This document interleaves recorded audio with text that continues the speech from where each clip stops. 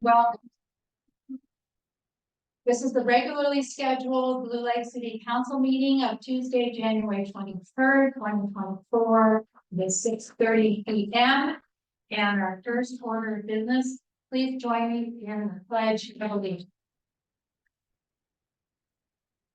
I pledge allegiance to the flag of the United States of America and to the republic for which it stands, one nation under God, indivisible, with liberty and justice for all.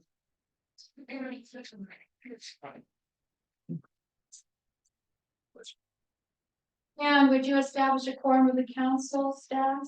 Mayor Jones here. Council members McKay here. Councilmember Stefani here. Councilmember Edgar. Present. And then Mayor Pro Tem Scholl is. Thank you. Okay, we're now on item 2, approval of the agenda. Is there anyone that would like to move anything up or down? We have Kickman here for CERT. Anyone else is. But let's start with council. Would you like to move anything around? I'm good. Okay, please. Okay, then I'll open up for public. Is there anyone that would like to move anything around from the public? Coming to the council for the vote, I need a motion and a second. So move. Go for it. Okay. Motion approved. Second. There's been a motion made by Christopher Edgar and seconded by Elizabeth McKay to approve the agenda as delivered. Any further discussion from council? All those in favor say aye. Aye. Aye. Opposed? It carries. We are non-public comment. The public is invited to present petitions, make announcements, or provide other information to the city council that is relevant to the scope of authority in the city of Blue Lake that is not on the agenda. The council may provide up to 15 minutes for this public input session. To assure that each individual presentation is heard, council may uniformly impose time limitations of 3 minutes to each individual presentation. The public will be given the opportunity to address items that are on the agenda at the time the council takes up each specific agenda item. Is there anyone here for public comment? The mayor recognizes Ken Sawalski. Ken Sawalski, for those in Zoom out there, Justin's not here, so I guess this is going to be recorded in some other fashion. Fantastic. I'm glad to hear that's right. Interesting meeting today, and it's kind of an example of what may happen in Blue Lake a little bit in the supervisor's chamber, so it is quite relevant to our future here. There was a rather large development project in McKinneyville. The people came up in arms because they didn't like it. They had an objection because they were 2-story buildings. So you're lucky you're not in Blue Lake. It might be 3-story, or Arcata, it might be 5 or 7. But that's something that people help in this case did. He was going to broker a deal, which I think is always good for everybody involved to get something brokered rather than end up in litigation, and he's good at that. So a few other things here. I've been tracking our notification for our vacancies, and finally did on the web page go ahead and put the updated Maddie list on the 12th of January. I think that she also reposted or posted the first time, whatever, that same document at the Grange. The problem I have is that we have, I think, a total of 14 either vacancies and for positions that have come vacant as of January 31st. And that really needs to be put out there in more of a manner. Notification, we have this 4 vacancies on our different commissions, and there's actually 5 that show as vacant on the current Maddie list. That needs to be updated, in my opinion. If you wish people to be on these things, they need as much notification to be aware that all of these different things are coming due. People on the commission, safety commission, were not aware that their terms were up necessarily, and all these people also need to resubmit their applications, and then you view. It's really important to give everybody a chance to be on those commissions at this time. Have a hard time filling those commissions, and I think a more proactive announcements and ways to get information out there to all your accesses to enable people to understand all the vacancies that will be there. As of January 31st, I think a total of 14. Is there any other public comment? I'm looking at any hands on Zoom. I see the hand, Julie.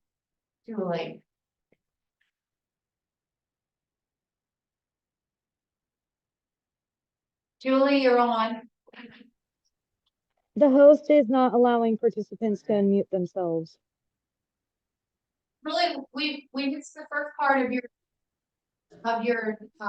concern. Could you repeat that? She's not muted. Julie, go ahead. Am I unmuted now? Yes, Yeah. you are. Okay, it did show me on the screen that the host had to unmute me, so I'm sorry about that. And I just want to get back to my notes here real quick. First off, I would like to give a little recognition for it being our mentors month recognition this month. I've seen a few other cities and supervisors gave recognition to that, and I think that's just an amazing thing. Anything we can ever do in our community to promote mentoring.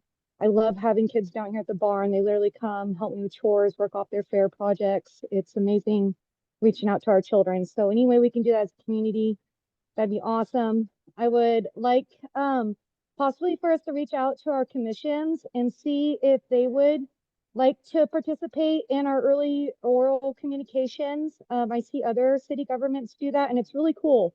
And also Trinidad has the sheriff's department zoom in during that time, and he gives his stats and reports, and the community is able to ask questions and the council. So that's super cool. And I just, as much as we could keep trying to work towards our Zoom meetings for our commissions, I think that'd be really awesome. Okay, guys, thank you. Thank you, Julie. There's another hand. I'm not sure who that I is. think it's Justin. And now it's gone. Oh, it's Justin. Can you unmute him? Justin, you're on. Hello, everybody. I would like to apologize for my absence. As I'm sure most of the council knows, it's been a very interesting day. I'm sure you guys have all gotten plenty of emails. I was not immune from the same thing. Apparently they thought my news channel was a government agency, so I got to deal with a lot of fun stuff too. I just wanted to say that I'm really sorry for you guys having to deal with that. It was not fun for any of us, and I just needed some time to relax. And anyway, that's why I am not there. So I appreciate you guys and thank you for letting me speak. Thank you, Justin. We miss you. Thank you for everything you do. Okay, is there any other public comment? May I recognize it's Jean Lynch? This is about what happened today for the city, and I saw a notice that the phones were not being answered because there was a problem, and some people in the audience do not realize that the phones were spammed at City Hall, and the guy was out in the parking lot doing the problem. Decided to open it up video and spam City Hall. Thank you. Thank you. Thank you. Any other public comment this evening? Save your comments for the agenda. Okay, we'll move on then to item 4. Community Emergency Response Team CERT Annual Presentation. The Blue Lake CERT Community Emergency Response Team will present their annual report to council. The CERT is an active and engaged organization that provides emergency support services to the city of Blue Lake and surrounding areas. The CERT serves under the city of Blue Lake and is managed by the Blue Lake Volunteer Fire District. Our representative, Kit Mann, this evening. Thanks. I want to segue off of what Adeline said. CERT would not exist without the sponsorship of the city. So the first thing we need to say is that for sponsoring us, it's sort of a, you know, positive feedback loop, because you sponsor us, we get to exist, and we get to exist because we help the city. There are a few things that I did not include in my printed thing. One, you know, when I say there are about 12 teams in Humboldt County, I was looking at the governmental teams. There are also tribal teams, and certainly Blue Lake Rancheria has a, they don't call it a CERT, they call it a CHIRT, a Tribal Emergency Response Team. And the Blue Lake Church has not been very active in this last year, but they've recently, we have recently hired Andrew Bogar, who was the head of the Red Cross here in Humboldt County. And he is now handling Korea's ODS operation, Office of Emergency Services. So we expect the Blue Lake Church to be quite a partner in the future. And so I just want to remember our other governmental agency that's very close and very involved in emergency and helpful things is the Rancheria. Couple other things I wanted to say about our main activities in 2023. At Annie and Mary Day, we do traffic management. We also have a table there. And we're doing education, on disaster preparedness and also recruitment. That's the big thing for, you know, Blue Lake CERT. There's, you know, a dozen of us, and we're all my age, or not all of us. There's two of us that are my age or older. So, you know, it's the problem of getting younger people involved. We do have a couple of people on the list for the next training that happens. I'll come back around to that in just a moment. But the other thing I forgot to say is that one of the other things we do is that I attend the bi-monthly meeting of the Humboldt CERT Coalition, which is now a 501c3 nonprofit organization that is representing all the CERTs in the county. Now, some of the CERTs are under the same sponsorship, like the McKinleyville CERT. And a couple of the other CERTs are under Humboldt Bay Fire. And so they have one sponsoring agency, but there's several different organizations. But anyway, going to the Humboldt CERT Coalition meetings allows me to connect with all the other CERTs, find out what everybody's doing, that kind of thing. And it really improves our connections and resources. As I mentioned in here, Arcata and McKinleyville have much larger teams, and they are well organized. They're doing lots of stuff, and they have invited us anytime they're doing a training, we always get invited to come. So that's great for us, for our tiny little Blue Lake. I think the main bug I wanted to put in your ear is that Trinidad, the city of Trinidad, recently sponsored a CERT training. It cost them about, well, in the future, it will cost roughly $4,000. The city presents a training and brings people in, primarily from that city, for CERT training. Trinidad got 30 people to come out for that. And so they have a huge program now. City of Arcata is doing one in July, and we may be able to sneak a few people in there. Or got 2 or 3 names already.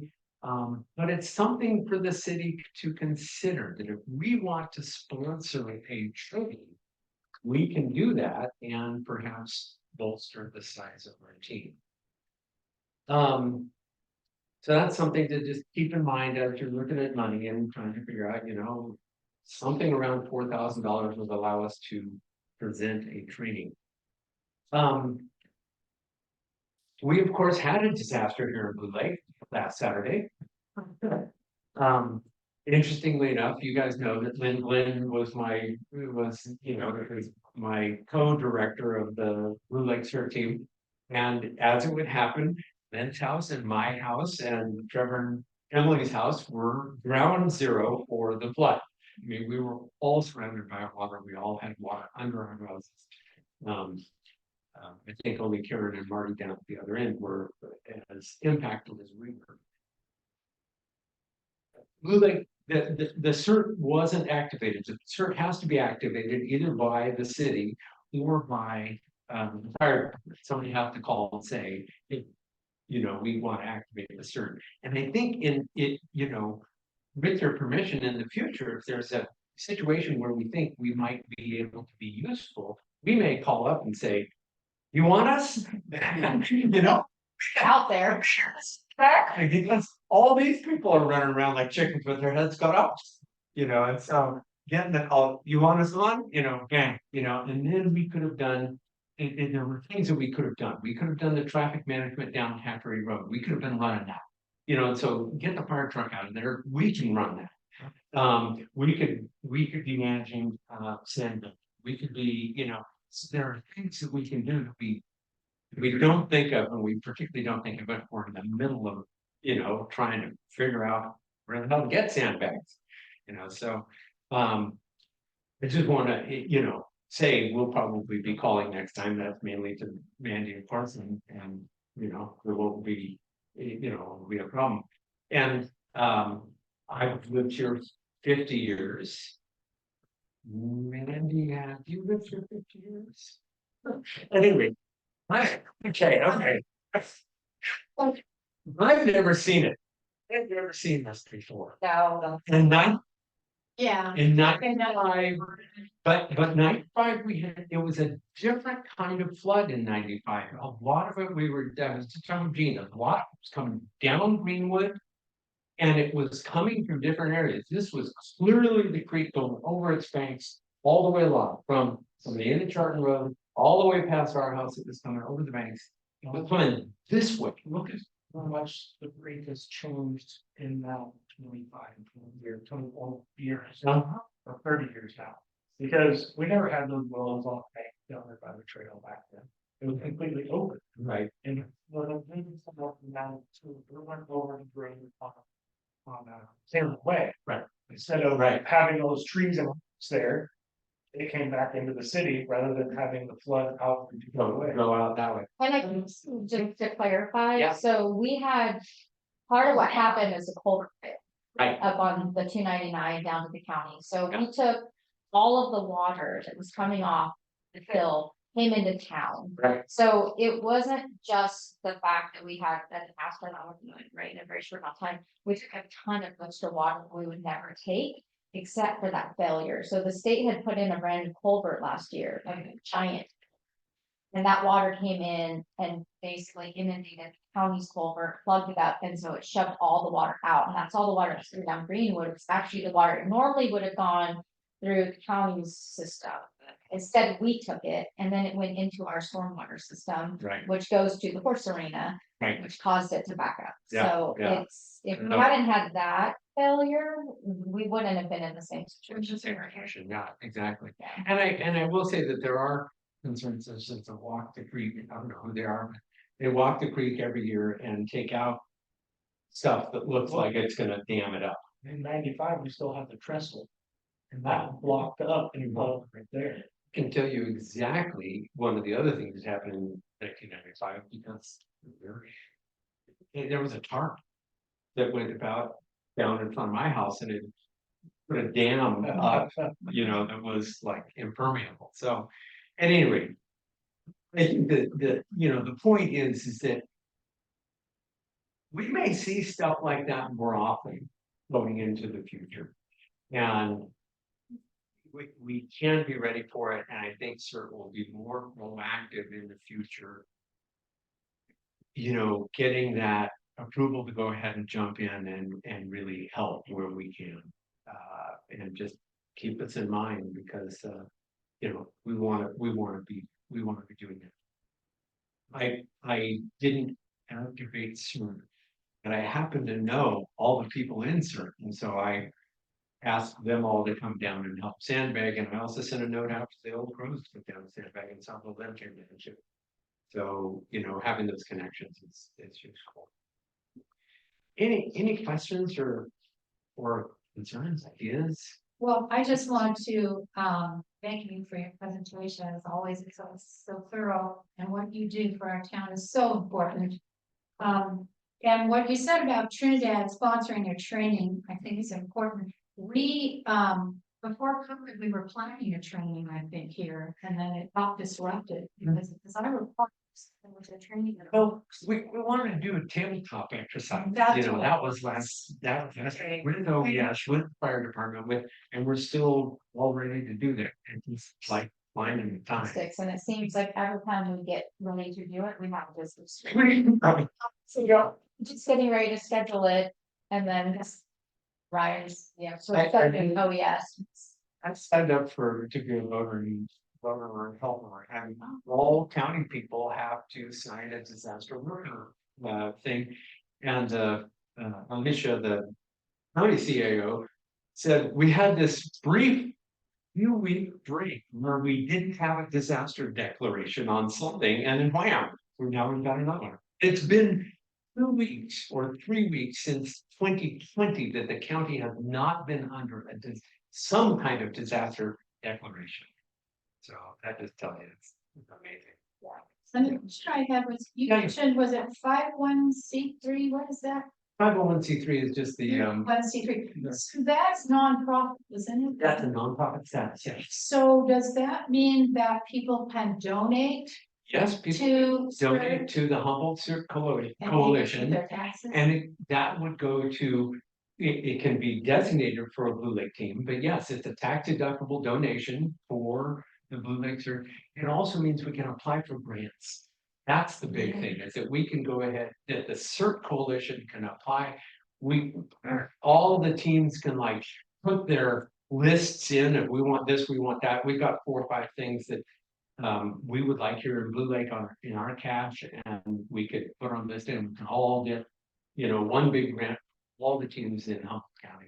So you have your own bank account? We do have our own bank account. At this point, it's got a few $100 in it, and it's entirely funded by team members donating. Yeah. But it's not a 501c3 donation, but it's just a donation to the community.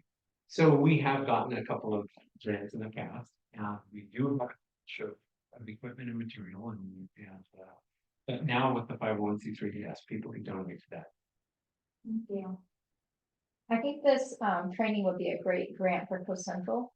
Because it's a really easy grant to write, and they're always super supportive of these types of endeavors. Yeah, And I'd be more than happy to help you guys with that too. Yeah. And maybe a co-fundraiser with the fire department, yes. like talking about And this more. then the trick is getting out there and knocking on doors and doing the recruitment, so that we get 20 people at the thing. That's where That's gonna it's be- much easier to write the grant than it is to go out and knock on the door and tell you.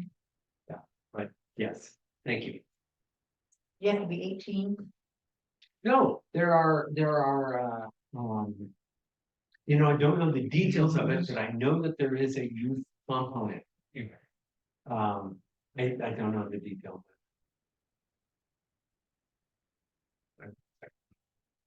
Yeah, I got it, there's a Yeah. minimum to 8th graders. Right. Yeah, an 8th grade project. Yeah. Right, well, this was a non-action item, so there's no questions. We'll move on. No public comment on this particular call? Well, Yeah, all right. what's it, we can open it up to the board. Questions or comments? Okay, the mayor recognizes Kansalowski, and then there's. Oh. Julian.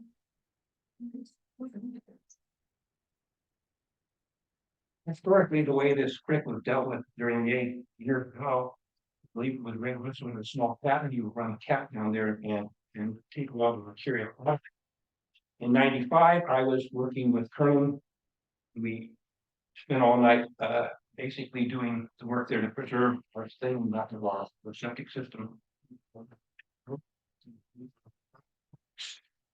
We engaged and had some funding, and part of our project was to clear out the culvert that is on the road down here adjacent to the complete. And I believe that culvert, they need that again. I was able to get a agreement from Fish and Wildlife to go ahead and set up an area behind the carp yard where we could yearly harvest gravel out of there. If anybody's familiar with streams, if you have a spot with it, go to. You have a major water thing and it fills it back in, so you do have a major problem there. There was only one willow that was locked into your current bridge where the trestle used to be, and we cut that one loose, so it went under the building. But you do have a considerable amount of other willows in that area and top above there that could come down and again lock in at that same place and cause flooding at that point. So is this, I'm sorry to interrupt, but we were talking about search. If you are, Okay, that's what we were talking. thank you. And so the project of this nature, working with CERT to do these things. And under their ability to write grants and get these things done. Part of what we lacked here, and this is going proactive, and I think they can go proactive. They're not totally understanding that they can't be somewhat proactive in what they do. This last time it was a disaster. There were no sandbags. I came down here because I got called, my building was in. It would have been nice for them to have been activated. That should have happened. I ended up bringing down my own sand and the tarp because and Julie Christie, thank you very much, Julie, for donating feed bags. So we can do this. There's a dysfunction here as far as being prepared. And I spent my day dealing with this part of the day dealing with Sheriff Billy and OES on how they had the county thing that happens. And we were lacking an awful lot of preparedness here. And we were lucky to skate. I think possibly some of our problems need to be dealt with again on over. That needs to be fixed so we don't have that ongoing problem. And so money needs to be spent there, and I don't think that's on city ground, I'm not sure. Anyway, working with CERT, we need to go and get the people out here. I think one of the best ways to do that is, unfortunately, we don't seem to have a neighborhood watch here. We have something called pods, which we haven't even heard of. Instead, but neighborhood watch, working with the jump from the circle, a lot of these people should be put into play, and they would be probably willing to be part of that process, and we can get our volunteers through a neighborhood watch process. I don't know this pod thing, but it's sure not doing any good when it comes to our quarters. Thank you for your comment. Is there any more comments on the CERT presentation? I see Julie. Hey, guys. Yes, I'm responding specifically on CERT. I really just always have to commend our community when don't want to take any credit for any of that. It takes all of us. I would love to get some more reports besides like an annual. Could we do this like tri-ly through the year or something? That'd be really cool. And then the next thing, the grants, like Mandy mentioned, Coast Central is a great place to get grants. I help out the McKinleyville Arena since I left Blue Lake Saddle Club. I've been helping them for like 4 years. And there's the Humboldt Area Foundation is another great spot. But if we could try and get some information about CERT that we could get on social media with the way that these other businesses know they can donate towards a nonprofit, I think that the more we could push it out to our community. And then if we could have those extra meetings, maybe like was mentioned, we could start focusing on what we could maybe get back from that money that then goes into kind of the big pool. Like if we itemize some stuff, that would be cool. Thanks, guys. Yeah. So is it possible, so you're saying the county served in 501c3, but Right. can we make? So do we have to donate, or do people have to donate to the county, but, or can we get it No, to no. Blue Lake as a recipient? No, you can certainly donate to the Blue Lake CERT. It wouldn't be a tax deductible donation, Okay. but if people want to give, yeah, Blue Lake citizens want to give money to this team. Honestly, we're a small CERT team, so we don't have an account separate. It just, So people, I keep track. if people want tax deduction for their. They need to donate to the Humboldt CERT Coalition, Inc. And, but they can send that, Blue Lake. yes, as a they recipient. can designate it to Blue Lake, Okay. absolutely. We gotta get that out there so we can. Yeah, You know, money coming to you. yeah, sounds good. Jean Flint, did you want to?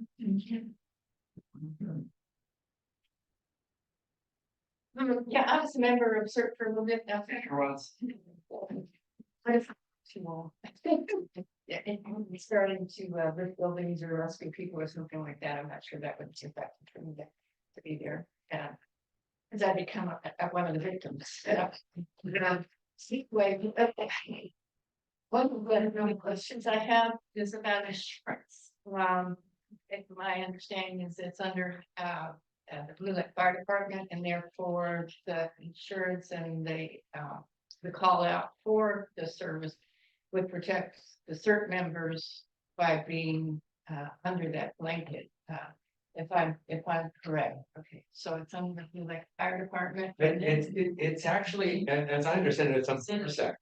And it Yeah. requires, that's why it requires call out by either the city or the fire department. So that they're not, Student. right, so we're not jumping out there with our own. Yeah. Thank you for clarifying. Yeah, we've designated the fire department to manage the search, but the city holds them under insurance.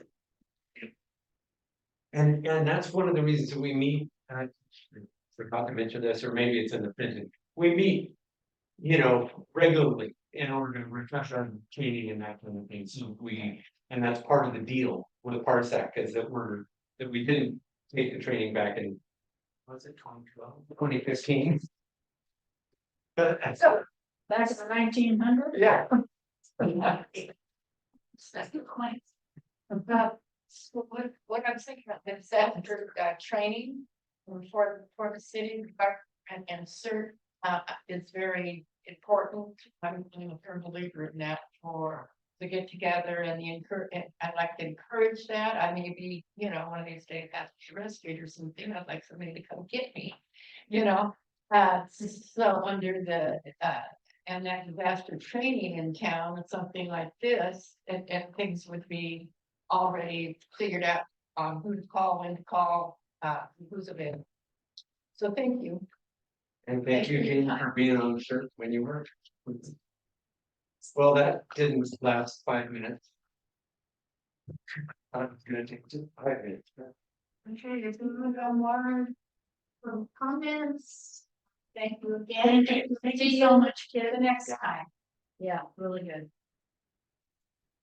Okay, we are now on item 5.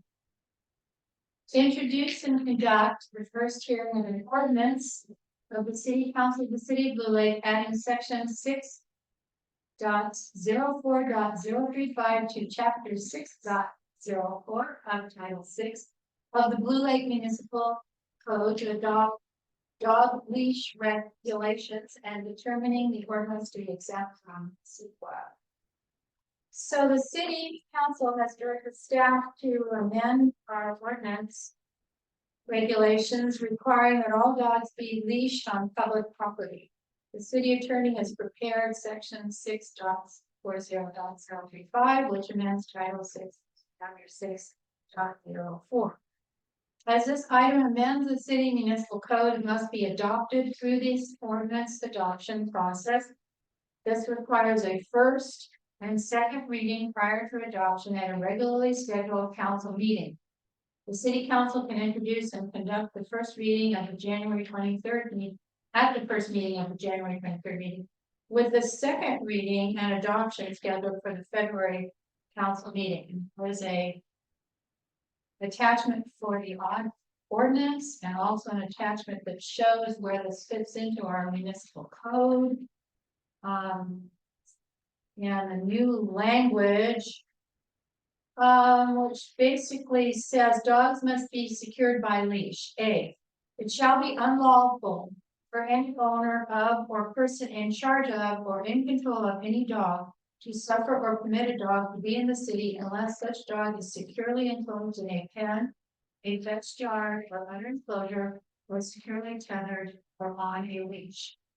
B, no person having the control or care of any dog shall suffer or permit such dog to enter or remain in a public park or recreation area unless it is led by a leash of suitable strength and more than 6 feet in length. However, nothing in this section shall prevent a dog from being used without a leash to lawfully hunt wild birds or game, or to herd, guard, gather, or otherwise work domestic animals or fowls in and or upon a public place or premises, so long as such dog is under the charge and control of a person competent to keep such dog under effective charge and control. And so long as such dog does not wrongfully harm or damage or threaten to harm or damage any person or public or private property. In addition, nothing in this chapter shall prevent a dog from running without a leash in any area designated as a dog run or park by the city, so long as such dog is under the charge and control of a person competent to keep such dog under effective charge and control.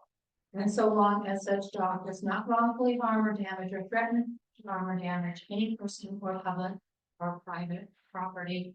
See, this section shall not apply to any official law enforcement dogs on patrol. So that's what the new language will say. Does staff have anything to add to the language? I think so, it's pretty straightforward. Okay, we'll have one more discussion from the council and I'll open it up to public. Any questions or comments from council? We've talked about this a long time. It's gone to the public safety.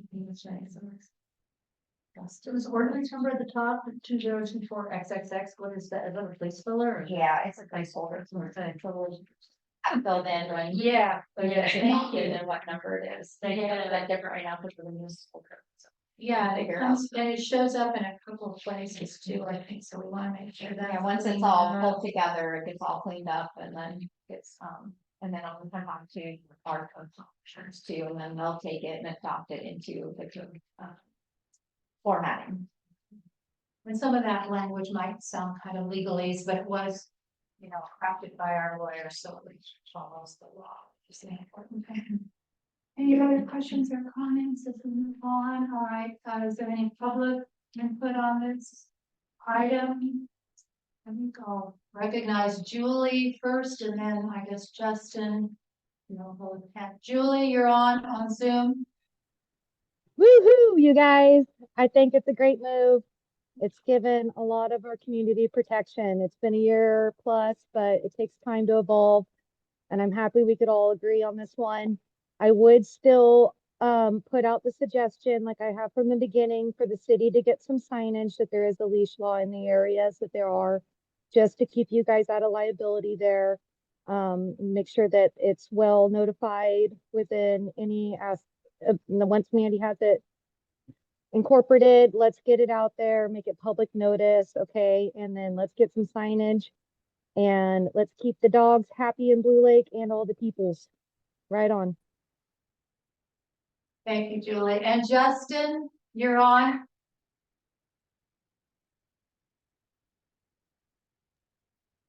Sorry. Okay. I just wanted for clarification.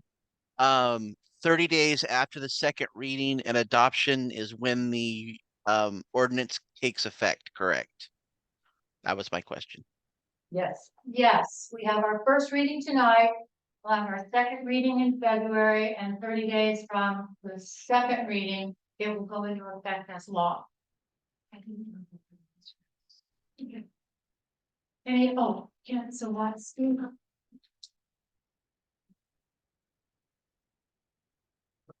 Mayor Jones, I have a point of order prior to my time starting, please. My point of order is that I've never been in a process in all the meetings I've attended, including supervisor, where council members such as Elizabeth McKay or Chris Hector have the right to go ahead and question whether I'm on point. The normal process is that goes through you and then you communicate. If you had an attorney here, you would possibly be consulting with the attorney. I think interrupting the speaker and taking the chair's position, chair's job from the highest by other council members is improper and I object to it. So that was my point of order. I do strongly support moving forward with this ordinance. One has got a little puppy. And I wish she would be here tonight to see, and she was one of the ones who started bringing this forward. So it's a happy day for all of us who are dog owners and who want to feel safe recreating and being in our town. So thank you for your efforts in this task.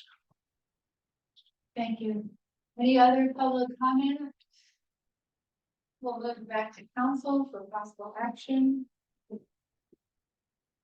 Is there one? There's an action tonight. Yes, it's an action We item. introduced and conducted the first reading, so I think we're done, right? That's the recommended action. Do we want the motion on it or anything? Okay, great. Yes. Yes, we have to move that we are having our first reading for section 6.04.035. So moved. Second. Okay, there's been a motion from Elizabeth McKay, second by Christopher Becker, to introduce and conduct the first reading of section 6.04.035, which is an amendment to the Blue Lake Municipal Code to adopt dog leash regulations and determine ordinance to exempt from sequel. Is there any further discussion? All those in favor say aye. Aye. Any chances?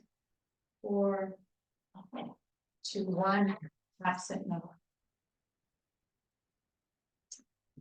We're moving on to item 6. Greenwood Road lateral replacement project and Fund 60 water and 70 water wastewater budget amendment discussion and action. General information, the city of Blue Lake would receive funding in an amount of $1.6 million to construct improvements to Greenwood Road. Improvements will include new sidewalks, raised sidewalks, paving, landscape features, and other traffic calming improvements.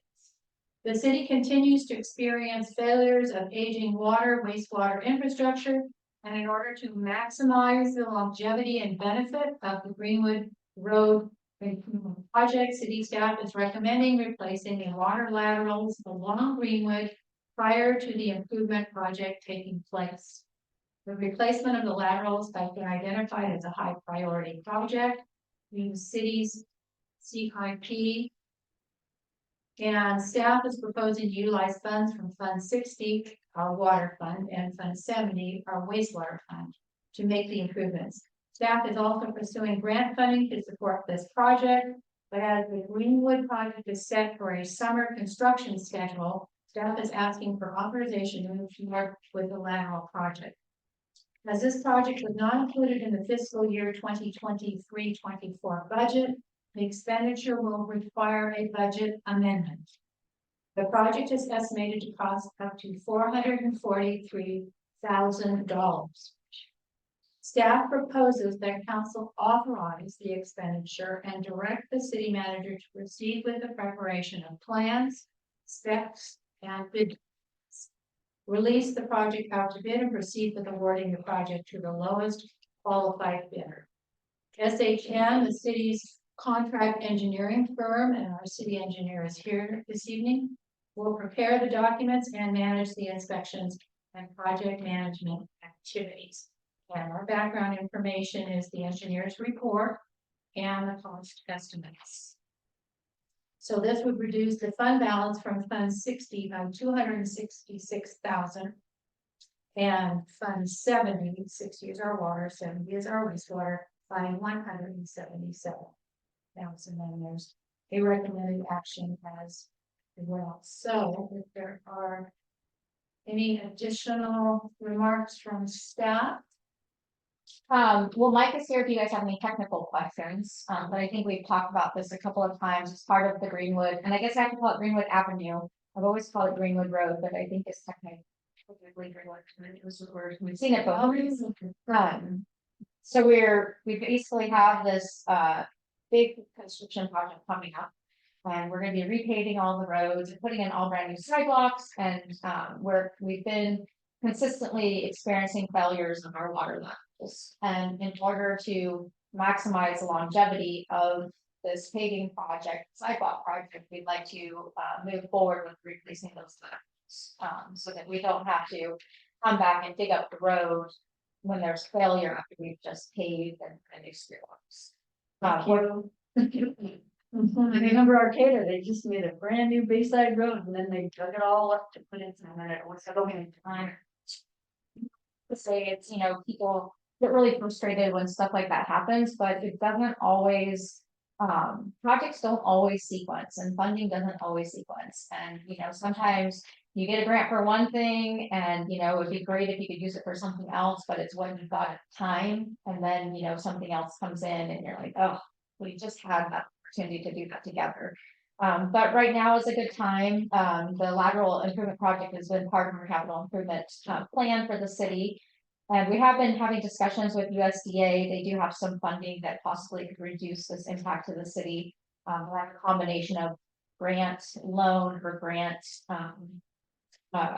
city funding that we can go after. So we're gonna try that as well. It's just coming down fast. And because we have to sequence this project where we get these laterals repaired prior to construction of the street, you know, that construction window starts to shrink really quick. And, you know, we talked about this at the last meeting on the 16th, just kind of what that time frame looks like. You know, if the city gets the construction award, we could be bidding that project in the spring, and we've got to hit a summer construction date in order to make those improvements to the school section, especially before school goes back into session. So the window of opportunity starts to shrink fairly quickly. We are proposing to use a combination of water and wastewater funds, and there have been some questions about the applicability of that. And when you look at our systems, you know, the water that comes into your system exits through your waste stream. So anything that comes in, if you brush your teeth, you take a shower, that goes out your, you know, our wastewater system. But it's the water coming in that provides you the opportunity to have, you know, all those other things. So if you weren't using the waste stream, then you wouldn't have the same impact on the water system. And so the systems do work in partnership, and that's why we're recommending that we utilize a portion of our wastewater funds as well as this project. But Mike is here if you have any questions. He is sick. So he's sitting in the back with a mask on. So Thank you. but if you have any significant questions about what that looks like or any part of the project, we can answer it.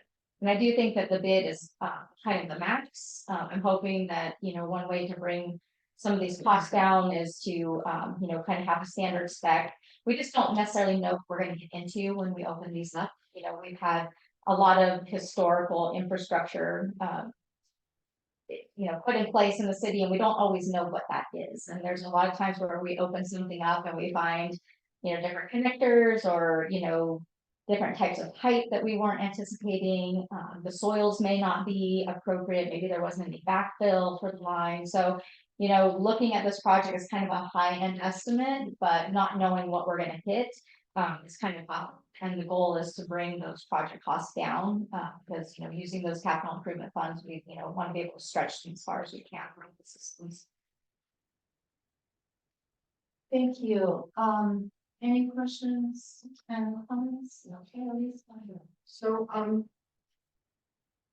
I am wondering, I understand what you're trying to say about if it weren't for sewer, we wouldn't be pumping all this water into homes because the water has to exit somehow. So it makes sense for that reason we use sewer funds. Well, does that logic hold true? Like when we want to do a sewer capital improvement project, we're gonna tap into water funds because we would need a sewer if we didn't have water? I mean, does that go back and forth? I think it depends on the type of project that you're doing. So when you're talking about a mainline system, then I think it's wholly appropriate. If you're talking about specific activities that just impact one part of the system, then I think we look at those differently. So this is more of a holistic look at this because this is coming off the main line, but this is the main line into the residences, their supply. So when we've looked at this is a combined impact to the system. So yes, sometimes I think it's wholly appropriate to look at them in partnership, and there's times when it's wholly appropriate to look at them completely separately. So, I have a concern about how we seem to be running up against deadlines and trying to do things. You know, kind of in a hurry, like we had a special meeting for the truck route last week because we were running up against a deadline. And now we have another deadline because we want to do this before that, even though we don't really have the money. You know, I'm concerned that this estimate is 75% of our operating budget for the water system for here. And that seems to me to be an awful lot of money to commit ourselves to. for a project that's not absolutely necessary. Because it seems that if we were to have to do some sort of an emergency and need to do an emergency repair, you know, a big chunk of the money we might have to work with is gone. So I don't know if there's some sort of formula where we would say, okay, you know, our operating budget for the year is 600,000. We're gonna hold a certain percentage of that in reserve and not choose to spend that, you know, down because we want to have a certain amount of money held in reserve in case. So I don't know, maybe you can tell me if there's some sort of balance point that we work with or try to achieve when we're doing making these sort of things.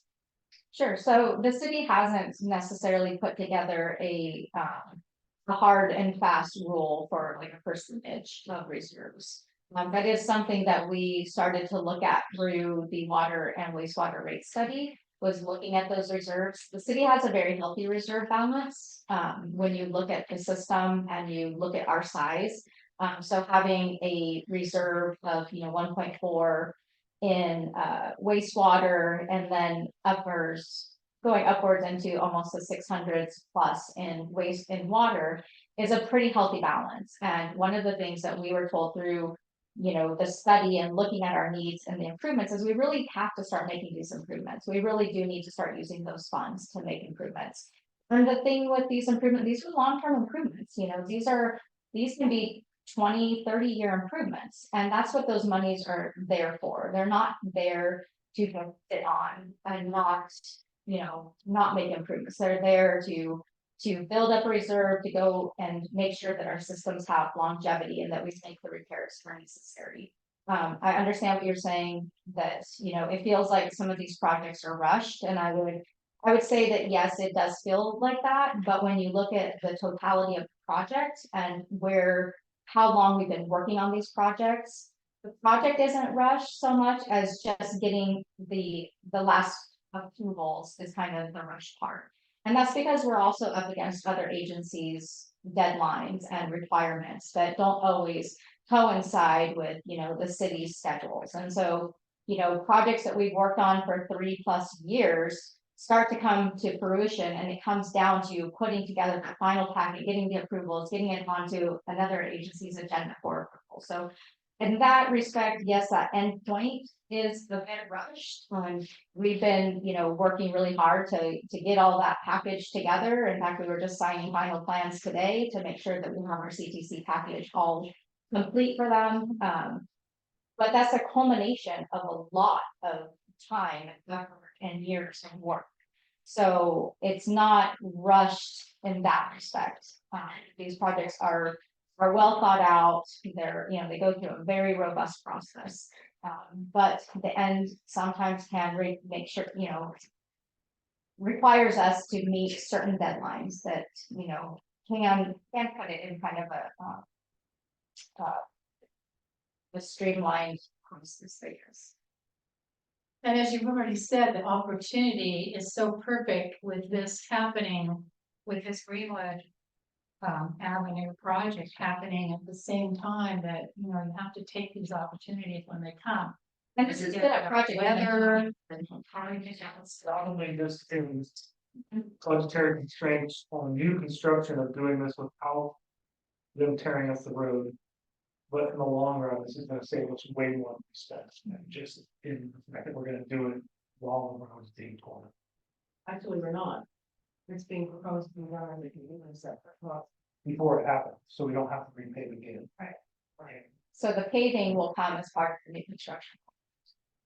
So we'll do a temporary patch, and then all the new paving will come in. I mean, this isn't a project that hasn't been being looked at, and we've been looking at this for a long time. Like I said, it's part of our capital improvement plan.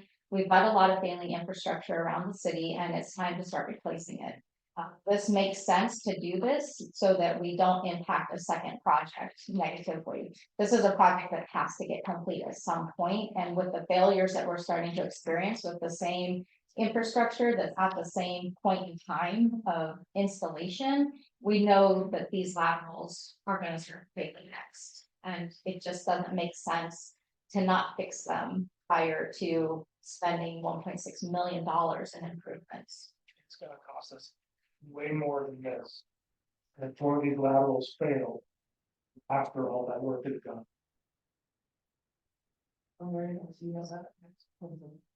With all the cement work and fancy stuff that we're having done to it, to make it look like a entrance to Blue Lake. That's. It's extremely, how much do we spend per year on emergency repairs? Most tens of thousands of dollars. And it's getting, it's starting to ramp up because we're experiencing, we've had at least 10 of these in the last year.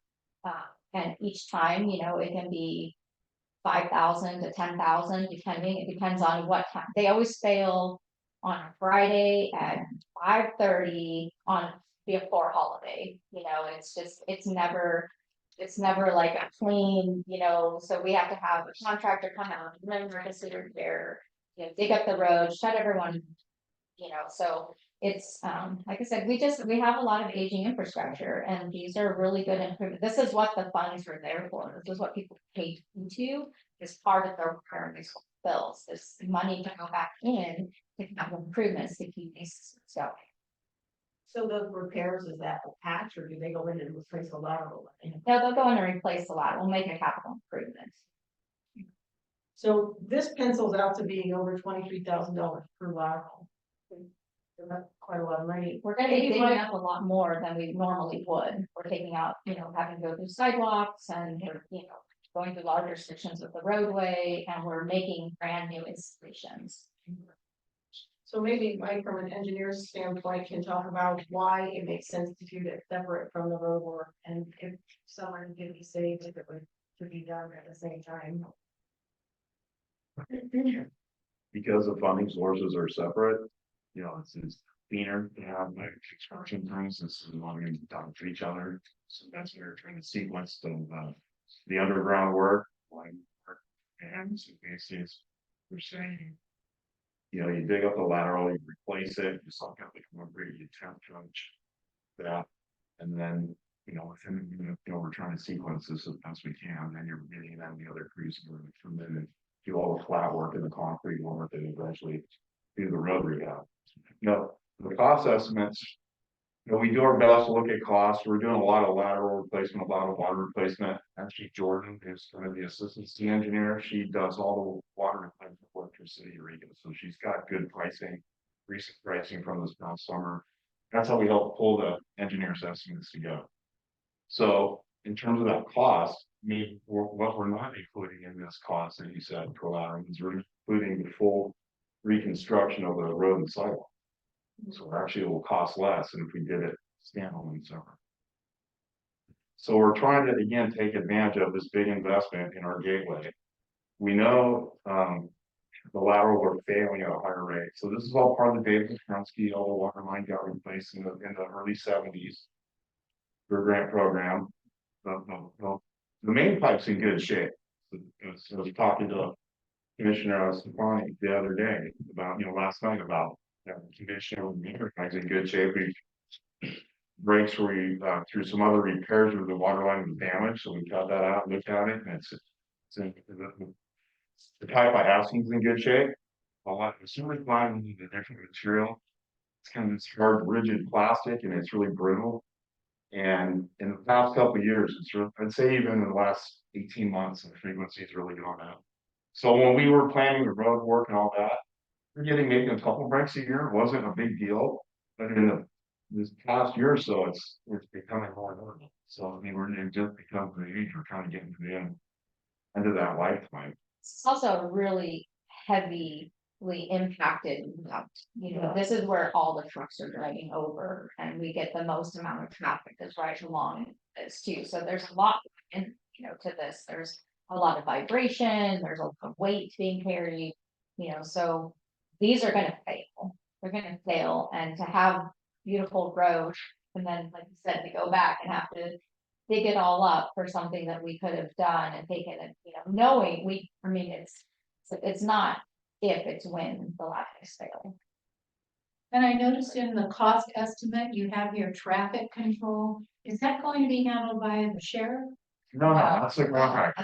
That's a bid item, so I see. it's all by, right, Okay, yeah. thank you. I'm not sure about that. Thanks. Okay. Well, it makes sense to me. Definitely, below the ground work before you do the above the ground work. Yes. To do the above the ground work and then have to do it up to do the below the ground work makes no sense. So I will say this is the correct order personally. Right, and as a thoroughfare of our town, really, that's the biggest thoroughfare when you think about it. It makes sense for them to go. So this order, I know wrong with what, I have a problem with the impact that it's putting on our water, and sewer funds and how it's gonna impact our ratepayers. We just, you know, had a rate increase. And we have $13,000 in our water capital improvement fund. With our current increased rates, we're only expecting to add less than $300 this year to that fund. So we're so short. We're so short of money for capital improvements in the water fund. It's hard for me to justify pulling 266,000 out of operations to go in capital improvement for one project. So that's my concern. The water fund doesn't have a capital improvement reserve. It all goes into the main fund. So you Right. have a hefty balance in the water system. But are we not, And we- aren't we supposed to be taking some of the surplus and putting it toward capital improvement at some point? Yes, but you have a very healthy balance. For a small system like Blue Lake, we have a very healthy balance in those funds. You have a very substantial balance in wastewater. You have $1.4 million.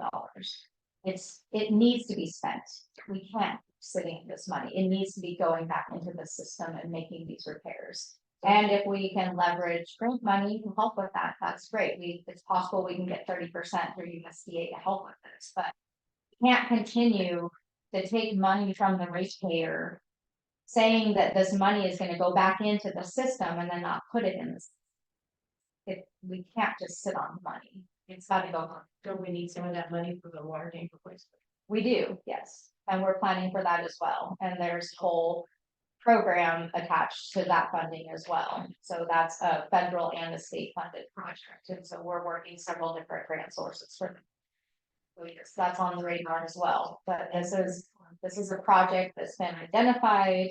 It's been a priority project, and I think to not spend the funds that have been basically earmarked for infrastructure replacement, you know, through the ratepayers' monthly rates is something I'm comfortable with, honestly. I mean, I think it's got to go back in where we know it needs to go. Is there a formula for portion of the operation fund get shifted to the capital reserve?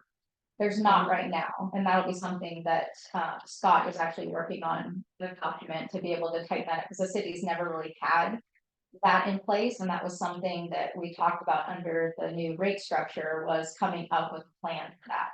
So that we do have something more solid, because the city hasn't had a designated capital improvement program, and I think that's something that's important.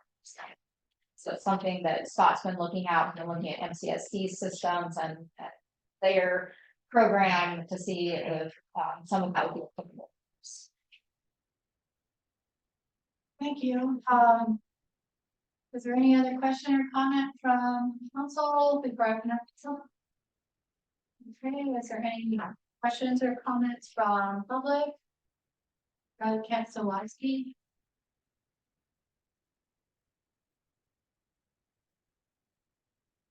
This is stressing for general engineering contractors, you came just in the day. I didn't go cut the sidewalk where I had to replace a line on the street. You pull out there and you can, if you want to go old school, you drive a 2-inch pipe through the thing and you run your pipe through it. There's no reason for this project at all. Timing is terrible. I did some math. If you delete the 30% contingency fund, we are paying 46% of this for engineering. And that number is just through the roof. You do, I don't know, maybe your city manager is not familiar with your accounting system.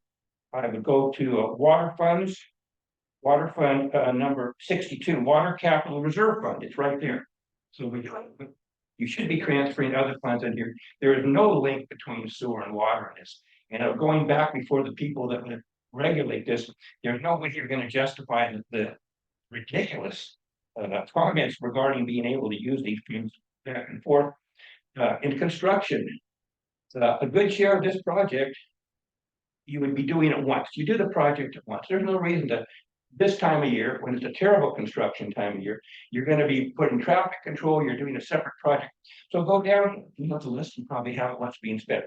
Mobilization, well, you can mobilize one time for the big project. Water pollution control, that all happens during the one project. Traffic control happens during the one project. Come down here, the potholing works, of course, that's no big deal. Temporary water system, I do not have a clue what $25,000 temporary water system is. I doubt whether you guys are putting temporary water systems in when you are going ahead and replacing the failed laterals. I do strongly support you doing this. I strongly support you doing it in a way that is financially and fiscally responsible. This is not the way to do it. Your water services at 7,500 sound out of line to me. 19 of those each. Fire hydrant stuff, but there is construction. You just don't do this. You do it once, you do it right, and there's no reason for duplicity and just making project, in my opinion, basically running the pockets of your engineer. I have a problem with this engineering not going out to bid on a regular basis. I think we can do better than 46% the cost of the project going into engineering. I feel that it's your fiscal responsibility to put this out to bid to eliminate things that we can.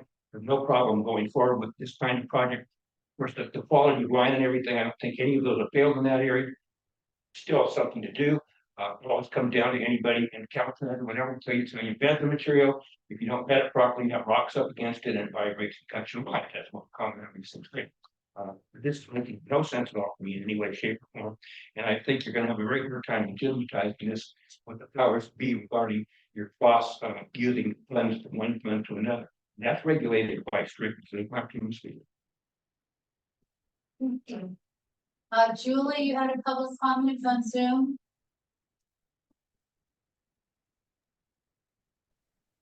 Yes, thank you guys. I feel like me and Kent are just like filling up the room, but it is what it is. I would like to say I'm happy that the thought was to redo our field laterals, but if staff knew this was coming by literally calling the laterals failing for a long time, I mean, Mike told that at the planning commission, and again tonight, like we knew this was coming.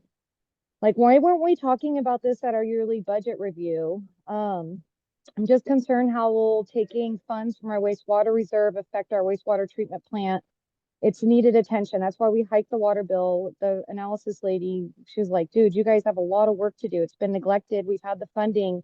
And especially if we keep pushing the surplus lands, the ozone and the other rezoning, that just is all equaling more housing. I think what a big question that a lot of people might be concerned about is that if the water bill could foreseeably get another hike, that would be saying if grants aren't available or something like that, what are we going to need to replenish the reserves? And if it needs to be done as an emergency repair, I would also have appreciated prior discussion rather than a last minute action.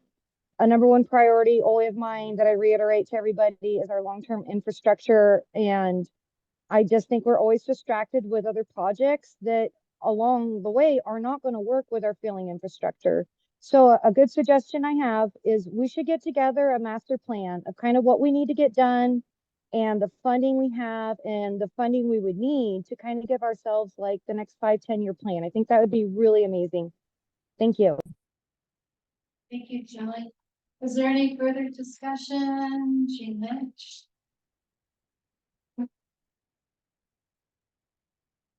I was talking to a couple of neighbors about this item, and I do have a question or a comment that, the meters, I haven't seen any discussion about the water meters.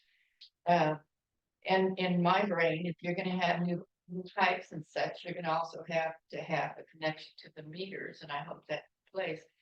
And, several of the meters on Greenwood are not, working properly. I don't know if they are mention this to the city or not, but there's leaking, there's one that can't even be turned off, it's dripping. So I just hadn't noticed the meter, any, discussion on meters and maybe we. Actually, meters are on the agenda, well, not on this agenda, but in terms of we're aware of the meters, so we are actually, in terms of seeking funding. That's another thing that kind of limit the water conservation to trying to do water meters. There's nothing digging that you have to do to change out the meters, so that is in terms of on our CIP thing that we're looking at. Other things that we've been trying to apply for many years, it's been 3 years looking at our collection system, our sewer system, which we know leaks. And again, our grant got deferred again, so we got that news about 6 months ago, so we're trying to look at other things long-term with our infrastructure. There's lots of grants out there. We have been successful finally getting the monies allocated to replace our water tanks. So, but in terms of this, I view this as if you have ball tires, it's good to change them and not for them to blow out. I mean, I'm just trying to be preventative and optimize your funds. Kind of assuming we're getting a 46%. If we're not, we're looking at 113. Above that, most of it is construction management, which is separate from design and bidding. So, and then we built in contingencies because we're looking at temporary water service. We don't think we'll need it, but we have it provided in case we need that, because you can't keep going back for money. The whole point is to have funds allocated for construction and you're not helping with change orders. So we're trying to allocate the bid items, see what that costs, and then we have a cost for that. And so it's just in the fact that if we have to shut water service down, you have to provide water services and shut down for more than 8 hours.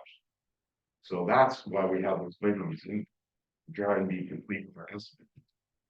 Yeah, the expenditure should be up to that Yeah. amount, really, because what you're doing is making sure padding it enough so that in the case of the worst case scenario, you're covered with the amount that. Well, we want to not have them near the change order first accounts.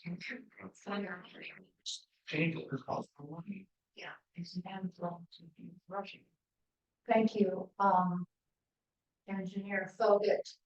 I see no other comments from Zoom, nothing from the public, so we'll come back to the council for a discussion and a possible vote.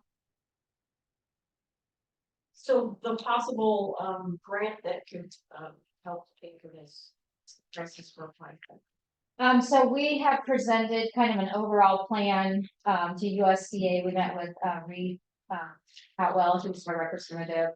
We've been working with Reed for a number of years on various projects, and, we presented him with a larger project. It's in excess of $3 million to do a really large improvement project for the city of Blue for both water and wastewater. The city's eligible for a percentage of grant funding, and then we have to, either take out the loan or take cash for balance.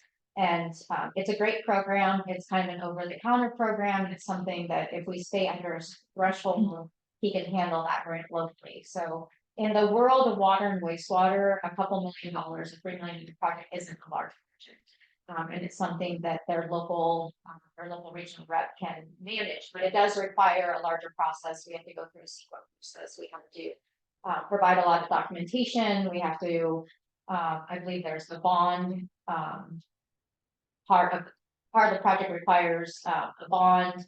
So there's some legalese that's associated with that. So it's a little bit larger if we go for this larger project. Smaller project like this might be a little bit easier. It may be able to be awarded and approved at the local level without having to kick in all of those additional levels of financing. So we're going to work with Reed to see if we can pull this out of the large project that we've been working on, and see if this can take a different path that's a little bit easier to receive funding for. So it's anticipated we could receive, I think it's up to 30% support for possibly, depending on the nature of their funding source at the time. I mean, the goal of the city is we're trying to maximize our resources. We've done a thorough assessment of our systems. We know where we need to make improvements, we have plans for those improvements, but the goal is to leverage the resources the city has to apply for these state and federal funds to help offset those infrastructure costs. The city, it's our duty to maintain this infrastructure. It's our duty to make sure that the citizens can turn on the water, toilet, and the infrastructure is complete. And that's what the citizens pay into as a ratepayer. You're paying into capacity to continue the longevity of the systems. And so it's what, and Julie mentioned, plan, we do have a capital improvement plan. That was part also of our rate study where we identified, if you go through that, all of our systems are identified, we know exactly how old things are, we know replacement costs, and we have been working towards a plan to make those larger infrastructure improvements. That's the role of a public works department, is to do that. Right, I'm curious, so if we do bring this project to one of that larger grants, how soon can apply for, and how soon, like, I can't answer? Well, that's what we needed authorization to move forward. So if we're gonna move forward, that comes from you guys, it's a budget amendment. Then I talk to Reed tomorrow and say, we have authorization to move forward with this project. I've got some funding that we can put towards it. Is there a possibility that USDA can a portion to support this? And then we go from there. So we have to commit to spending the money before we know if we can get any grant funding. Yeah, because we can't apply for the grant without. A lot of time there. You have to have proof, you have to have an estimate of the money before you even can get applied for a grant. And if we don't get the grant, we still need to make the improvements. We can't hamstring this project that way because it's a necessity. So we're gonna do what we can, apply for funding where we can, but in the event we don't get it, the repair still. By Chris's logic, though, if we spend down our reserves, then we don't have anything to show that we can apply for further. We're gonna spend down all We're our gonna spend reserves. down our reserve. This is, like she was saying, 30+ year repairs on something that we're never gonna have, we'll not deal with another 30 years. And it's a drop in the bucket cost of what we have as funds right now. That's gonna last us 30 years. We don't have that. 600 plus 1.4. Our wastewater treatment plant is 1.4 million. Definitely. Right? But we're running at a deficit, our wastewater program is at a deficit. We've been supporting that with our wastewater reserve funds for years. And that's what your rate study was about, because we were putting so much into reserves that we weren't keeping up with operations. And that's what your rate study was about, was to change that so that your operations was being taken care of while at the same time you're still building reserves. We've always been putting money and going ahead for reserves. We just weren't able to increase to meet the needs of operations. And so now that's been balanced with the new rate study. And now you can look at your financials and see that it's trending in the direction that the rate study said it would be. So we're in a very good position for that. We've got to, like I said, that's what those funds were for, to make those improvements. Okay, are we ready to move forward on this? I can take a motion that we amend the fiscal year 23-24 budget to allow expenditure of $256,000 from Fund 60 and $177,170, and authorize the city engineer to prepare the plans and specifications and bid documents for lateral replacement project. Authorize the city manager to release the project out to bid and to award the bid to the lowest qualified bidder. Can I read the last sentence too? Okay. Okay. Then we do that. Can I have no more questions for Fund 70? I believe Fund 70 doesn't have any money in it. It's Fund 72 that has the money. And that's true.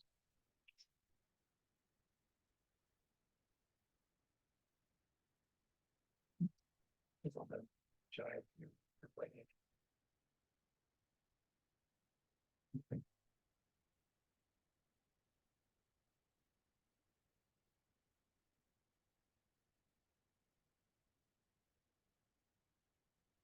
You're right, it's 172.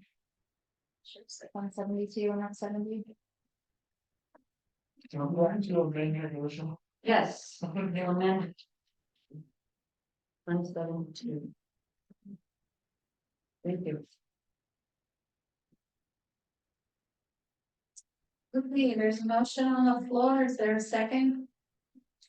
I'll second it. Motion made by Elizabeth Gay, second by Christopher Edgar. To amend the fiscal year 23-24 budget as discussed. Any further discussion from council?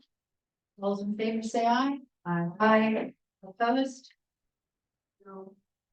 It passes 3-1 with one member absent. We're on item 7.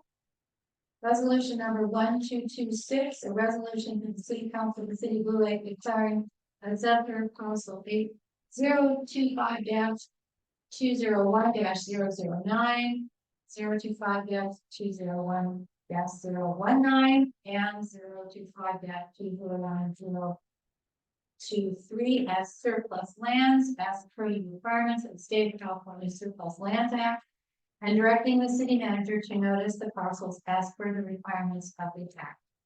This is something that routinely comes up when we have some need to move forward on projects.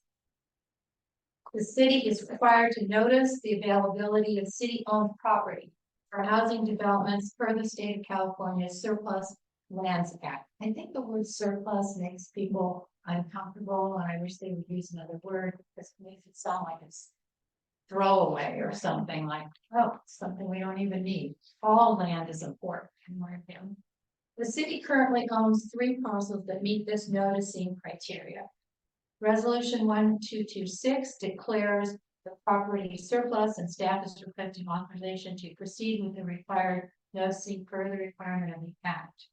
The parcel maps are background information, and there's a motion, recommended motion action to pass this, adopt this resolution, which is also part of our packet. And as I said, there's maps, which is in that packet. You will see where this land is located. So if the staff would like to add anything to the discussion, that's great. We've gone, this is something like this, not too long ago. Federal law, we have to follow. Exactly. You have to do this before you can develop land. And as I said, I think that word surplus just makes it sound like something that's really present. Yeah. But it is what it says, it's the legalese terms go. Any questions from council before I open it to public? I'm wondering about the zoning for that area. Wow. It says housing development, but is it a little more complicated than that? You can't zone yourself out of housing development. So under the Surplus Lands Act, even though you have a zoning designation that has different standards, you can't use that as an exemption to the Surplus Lands Act to not use. So it's opportunity, but if a developer did want to come in and go all housing on that, the city would have to consider that. It's just part of all of the new regulations and bills that have been passed by the state to take away barriers for housing and to preclude cities from zoning themselves out of opportunities. Absolutely.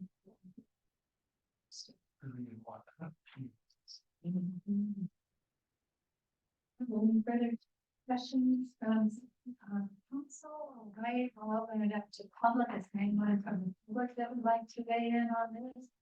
Julie, I see your hand is up. We'll go to you first via Zoom. Go ahead, Julie.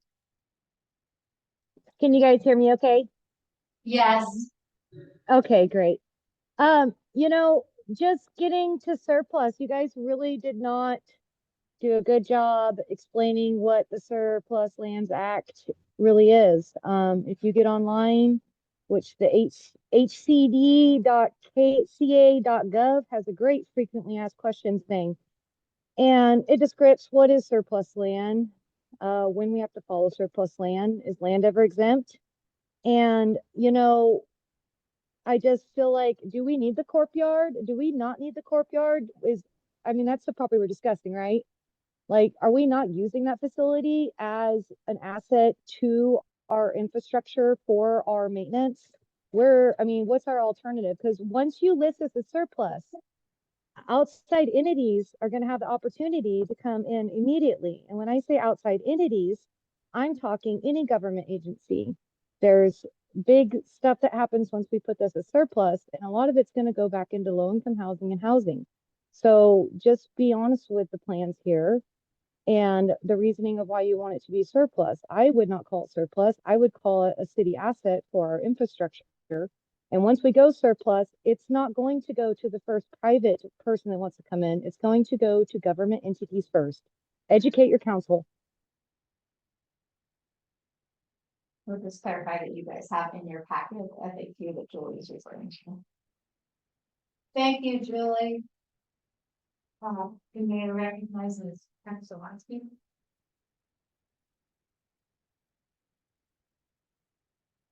So answer the question so that the public can understand. It does go to a whole long list of other agencies and things. In other words, if the highway patrol wanted to put a station in here, that possibly we would be one that could help. I don't know if that's on the list. Yeah, it could be fantastic. I mean, they bought the one in Eureka that they were going to put it on. And I've had other people suggest that maybe put it in Fortuna, but it's too close to work. But anyway, there is a long list of things here, and those have to go through. And my question is, you're declaring it to be surplus, but you're saying you don't need it. I'm not really hearing a functional exit strategy as far as the procurement goes. I haven't seen any plans come before the public to look at where you're going to put this. Some people say down by the sewer treatment plant, but you're going to have to do an upgrade on this thing. It doesn't work where it's at, and it wouldn't work anywhere in a 500-year floodplain because it's like this last event. We needed to have access to all of our equipment and everything was there, including having free access to that on a real ongoing basis. I think they got out of there something. It's ridiculous to have a procurement that has those problems as far as access goes. I think before you declare it to be surplus, and that's saying we don't need it. We don't need it for its purpose. That's what surplus does mean, and that's why they use the term. It's no longer to be used for its intended purpose by the city. There's no other word for it in the English language. Maybe you know one that's way better. I guess everybody else hasn't figured that one. I'm glad you're smarter than everybody else. But I do highly recommend that you go ahead and have an exit strategy for the courtyard prior to going down this particular. If you do that, you could have one of these entities decide to come in here and move it out. Okay, well, we don't need to do the long-term planning. Thank you. Is there any other comment? Okay, that. Motion and vote.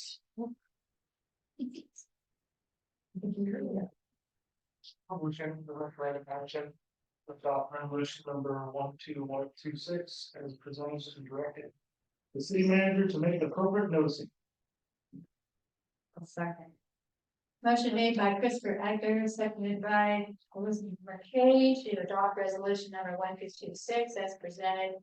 And direct the city manager to make the appropriate noticing. Is there any further discussion from council? All those in favor say aye. Aye. Aye. Opposed? It passes. 4-1. Yes. Humboldt County Sheriff Law Enforcement Contract Update is number 8. We're on this moment. The council ad hoc committee and the city manager met with representatives of the sheriff's office last Friday to discuss the proposed law enforcement increases and to discuss options and opportunities to reduce cost impacts to the city.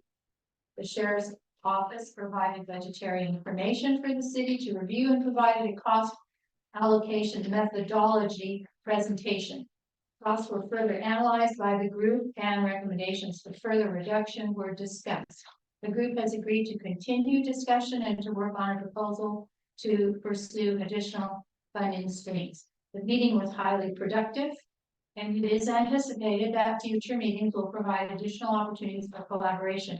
This is an ongoing process, and the city appreciates the opportunity to continue to work with the sheriff's office in this manner. The last meeting, we formed an ad hoc committee of myself and Elizabeth McCain, as I said, we met last Friday from 10 to 12 to 2 hours, and Eureka, and it was very productive.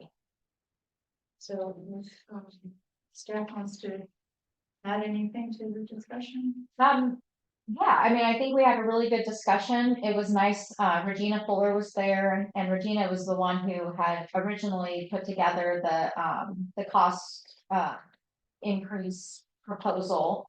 And as she explained, she had put together that cost recommendation, and then she immediately had to go out on medical leave. So it did leave a big gap between the sheriff and the city not having anything behind that number, because she wasn't available at the time. I didn't know what her medical situation was, but it seems like it was something fairly serious that she wasn't able to then work with the sheriff to provide any of those cost details. And so that was a big part of where this kind of broke down in the process. So it was nice to have Regina there. Captain Quinnell was there. Brian was really helpful. You know, we're already, you know, we've seen some reduction in the cost. It went from 315. Now we're working from a number of 284 and looking for ways to bring that down even further.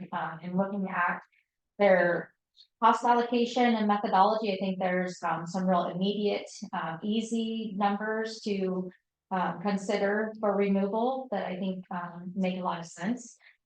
We also talked about the process and the need to clean up the contract and clean up the process so that increases, you know, the sheriff has the right to recomputate the costs each year, but there's a process for then implementing that. And we talked about cleaning that process up.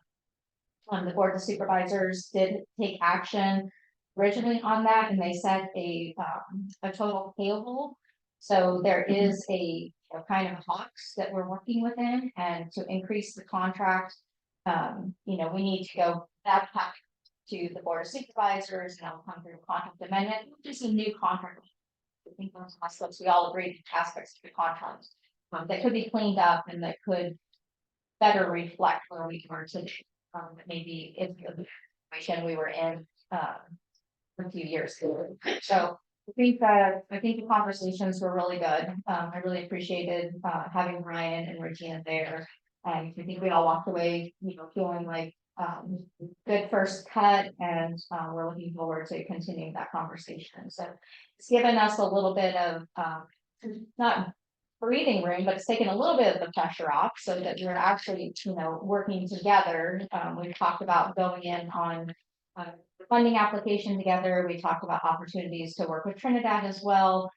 So a lot of good, we've got a lot of good things to say about that conversation. So I'm working right now, just reviewing the numbers, getting a better feel for those, looking at areas where maybe those cost allocations would make sense to remove Blue Lake from some of those customers that seem reasonable. So We talked about Measure Z funds and where those are going, because that's coming up again for consideration by the Measure Z committee, who apparently need members to be on.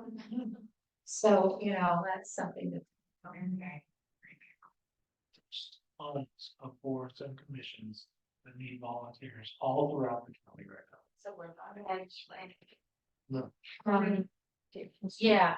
Well, back to the Measure Z idea. I mean, I'm just learning a little bit more about that, but it's a little bit grabby the way it works. You know, people just, we want this, we want this, we want this. there needs to be, in my opinion, a better process.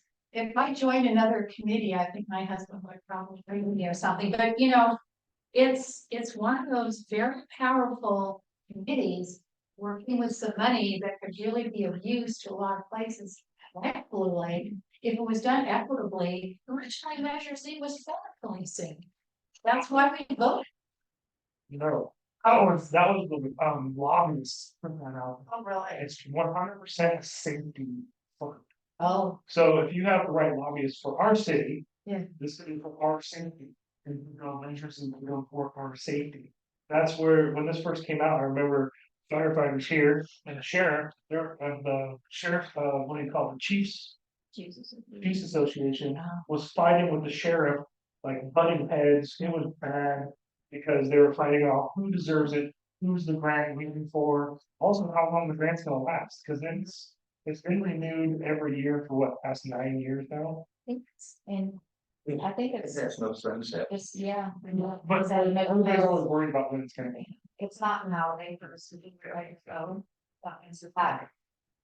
I mean, but the way they decide how to allocate it, it seems like a free for all. It's not. Everybody's talking bad about everybody else. It's a big fight. Yeah, And it's but I not mean, to pretty. be on that committee would be powerful.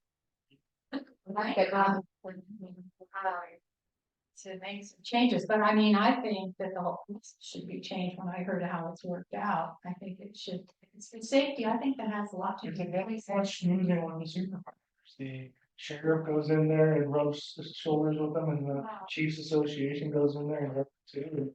Like, we need the money, no, we need the money, those things crap, they got plenty of money, no, we need the money. It's like that everywhere. And the sheriff does receive a large portion of Measure Z funds. I mean, it's over $4 million a year. Which is, you know, it's fine, and I think, you know, it makes sense. In the past, the city of Blue Lake and city of Trinidad received Measure Z allocations. Our allocation funnels right back to the sheriff, so, but it is a way for our communities who, we all contribute to Measure Z, so whether you're buying something in Blue Lake, you're paying Measure Z tax, or you're shopping in the county or anywhere, and you know, you're paying Measure Z tax. So the citizens of Blue Lake are active participants in generating revenue for Measure Z. So it makes sense, you know, that our communities would also, you know, have some of that benefit. So in the past, we had written for a half-time deputy, Trinidad and Blue Lake, we split a deputy, so we each got 75,000. And, you know, it just went to the contract.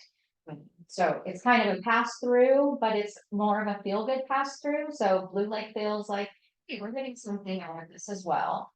And the sheriff is getting the resources that, you know, their department needs to also patrol and provide services. So I think that's a really good option. That's something that we could all go in on together. Trinidad, Blue Lake, the sheriff, all partnering to just support for that. And I think it would be highly palatable also to our supervisor representatives. The Measure Z, you know, there's always more asked than there is money, and it's a fight. You know, I've been had a few applications before the Measure Z committee, and it's tough, you know, and they'll call you back and they you to, you know, justify it and then come back again and shave some money off. And, you know, it's like, it's kind of a brutal process, but I think they are getting, they're looking at ways to change that process. I know today the Board of Supervisors were talking about Measure Z and some of the allocations. I know they allocated money for roads today. There's a lot, and roads is part of that. That's part of essential safety services, is making sure that our roads are safe. And so obviously our roads have a huge deficit. And Tom is always advocating for the roads department. The fire chiefs are always advocating for the fire departments, and the sheriff's always advocating for law enforcement. And then you get ambulance services, and you get mental health, and you know, so everyone's needs are really important, but there's just not enough resources to go around. But like I said, I think it does make sense. I think it's a really good coordinated, thoughtful application on both Trinidad and Blue Lake would be something that I think would be well received as well. That can help bring down the costs, and I've looked at some costs already where I think, you know, like I said, there's some easy low hanging fruit in that, you know, in those cost centers that she presented that I think could be pulled out without, you know, causing any issues. So there's 284 roughly, right? What we're talking about. That's more close to that early teens contract that we had. Well, we were paying over 350, but we had With the two, sheriff. yeah, we had two dedicated deputies for the parks. So this is still no dedicated service, but trying to, bring that close. But it still splits the difference between that 175 for no deputy, right? That's what we had. We're at 145. 145 with no deputy. And the proposal was 315. And his actually, that was over 10 years. No, that was just recently. So we renegotiated all of our costs, a few years ago when the sheriff was unable to provide dedicated deputies. They were so short-staffed that, they said, we just can't do it, and we can't charge you for something we're not providing. And it just happened to work out really well, because it was just the time that we lost the lease payments from Blake Power when they officially kind of went under. So we were using our COPS funding and then our lease payments from Blake Power to pay that larger contract. So it worked out really well for the city at the time to be able to just use our COPS funding at that point to pay. So the cities, we can definitely go up a bit in our contract, and it's reasonable. I think, costs have increased. We totally understand that. We're not arguing with that. But we can't go from 145 to 315. So No. the goal is to, let's somewhere meet in the middle that's, that we can afford and that. It's a good start. Yeah, and like I said, I think there's a lot of conversation we had to bring that down further. Yeah. So if we can get it further down, and then we can agree to go for a Measure Z allocation, so, and that just funnels right back to the sheriff as well. So the Measure Z money, that's everything for this fiscal year is already spent. right? They do have some reserves as well, and they'll be going into our next cycle. So it gives us some time, to be able to put something together if we can agree to a contract price. I mean, we really just start, basically, at this point, we're in contract negotiations, for a new contract. Nice to see it any time. Their applications come out a couple times a year, but I don't believe, they're talking about not doing, the twice, per year application. So I'm not sure, I know they talked about it today at the board of supervisors, whether they're going to have another round this year, or if they're gonna wait till it comes around. So I'm not sure how that's gonna play. So This is a non-action information. are we making another payment? No, we don't. So the original action by the board of supervisors put a cap on the amount that the sheriff could. Basically negotiate with the city, and it was a total payable of 327,000. So we can't, legally, there's no contract for the 315. So in talking with Regina, they didn't. I don't know, maybe they had never seen the original action either. We had never seen it before also. So we were under the impression, there was language in there that says that the sheriff can recomputate the costs and propose those to the city. But there's an action by the board of supervisors that says he can only do that up to a total payable of 327,000. And our contract is a 31-month, 4-week contract period. So at the point where, so basically it was over 3 years, you couldn't go beyond 327, or you need to bring back either a new contract or a new proposal to the board of supervisors for consideration. Our contract is with the board of supervisors. The sheriff is party to that contract, but our contract goes to the board of supervisors for ratification and approval. They're the ones that allocate and approve revenues and expenditures. So that process needs to be followed. And so that's where we're at. And I think after we showed Regina and Brian the election by the board of supervisors, they had a better understanding of that as well. And so Regina agreed. At that point, we need to look at this because it does look like there is no, the authority's not there to accept that revenue. So our proposal is to apply our first quarterly payment against the second quarterly payment. And then we would still have some excess to go towards the third as we work on a proposal for a new contract. So we're paid up at this point because we're paying against the 145 because the 315. it can't be implemented. Unless it goes back to the board of supervisors. But it's not going to, because we got it down to 284 already. Well, Yeah, and the goal is to have.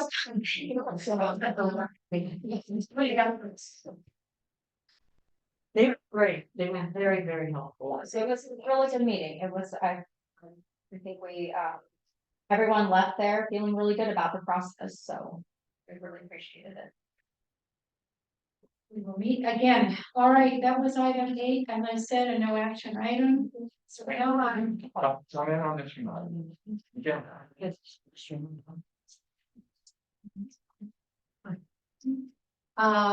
We will have a comment again. Is there anyone that would like comments?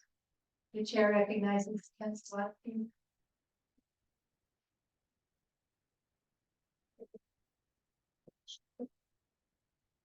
So in communication directly with Billy and a few other people, it was implied that the CAO said we did not have the ability to rise up. And it was not true. I contacted the CAO directly. She was the one who actually insisted that Sheriff Billy be the one who goes ahead and adapts this because we were costing more than it was costing us considerably more, costing the sheriff considerably more and the county considerably more by the services. So that's what started this whole thing. It was basically an assistant by the budgeting team. And as far as like I mentioned before, the 10% was probably what's going to happen. I don't think you're going to get any further.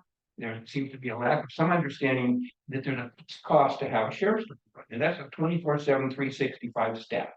Caltrans has it, they have the fixed cost. They are going to break down their cost for somebody for a service, and they have to figure that in because that's part of the program. But it's interesting. I'm glad the sheriff's working with us. Regarding Measure Z, of course, I attended that today.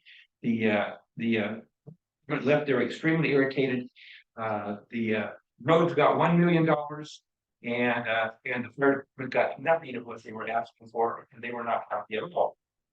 There is no money left basically to speak of, a very small amount of money, less than $1 million out of that 10 million will be up to the Measure Z discretionary to recommend.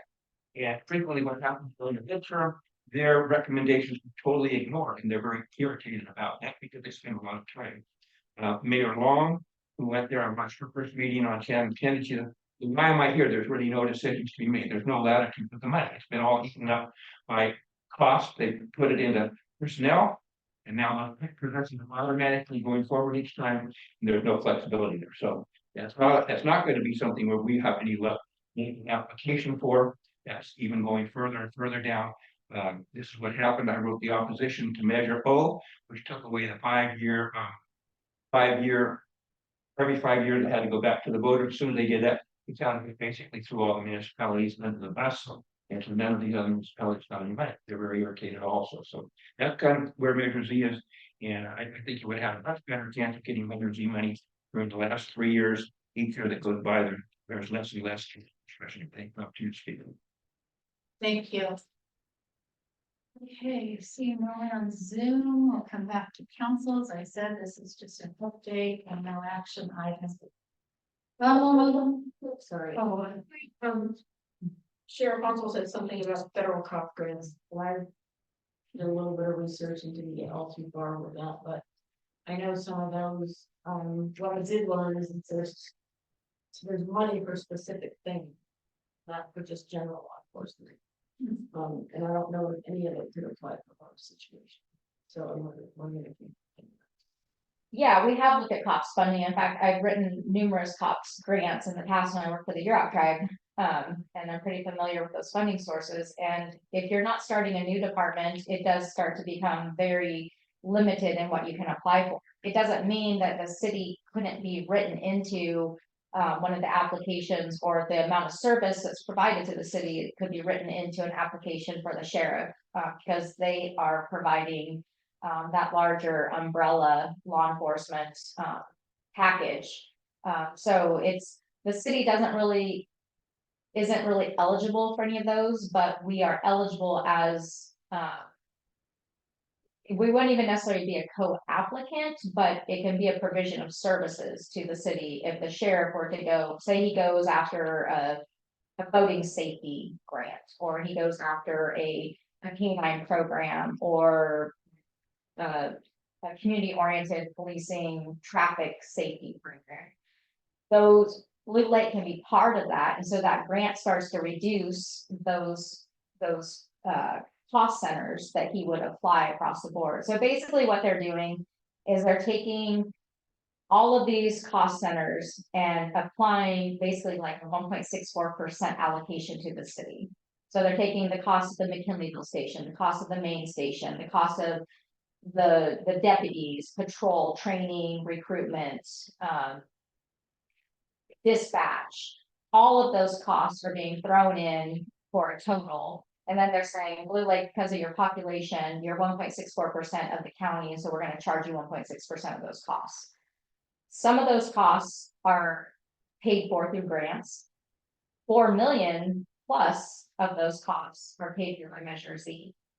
There's ways for then those allocations, so you can't charge the city for something you're getting grant funding for. So those can immediately start to fall. If the sheriff were to write for additional funding, those grants would reduce the impact to the general fund budget that has to support those activities, which could then therefore reduce the cost to the city as well. So you can't double dip, you can't say, I'm gonna charge you for it, but I'm also getting a grant for it. Now you're charging twice. So those are the things that, you have to be careful of, but there are also ways that grants can help reduce the cost to the city. So the city doesn't necessarily have the capacity to be able to write for those COPS programs anymore because we contract our services through the sheriff's department. But we can be counted in those applications to help with those numbers and demographics to make those funding applications more feasible and more fundable, which then helps everyone. If that makes sense. This is one of the great things about the city manager. She's very good at grant writing. She had that 13 years experience up in the tribe and that's one of the things that really impressed us about her and continues to impress us is her grant writing ability and the way she subtracts grants and finds them and goes for them. And I'd love to see that. So hard. Yeah, go by this. Wish for more, but we appreciate what you do on that. All right, let's move on then to council correspondence. We have list of League of California Cities, the Redwood Empire Division. 2024 meetings. There's one on March 8th. My birthday. No. In Willits, yeah. Yeah, I would like to attend that. Good, I'm glad, because I don't want to go there. But that's good. From the rep. Yeah. I know. It's pretty Yeah. place. I went to Willits instead of doing bypass. The last time I went to San Francisco, we went through Willits just because we liked it. Yeah. So training, there's a plane coming right there next to the station. Isn't I that would. the oldest woman in the Country. 116. 116? That's right. And she lived for 116 years in Willits. Oh my God. I know she's the second oldest in the world. Wow. In this country. Oldest Right still there. alive right now, right? Yeah, she just better. Focus. All right, let's pick it. We're digressing. I'd like to go to the May 3rd one since it's only in Rio Dell, which is not too far. So I'm gonna go to that. I go to that too.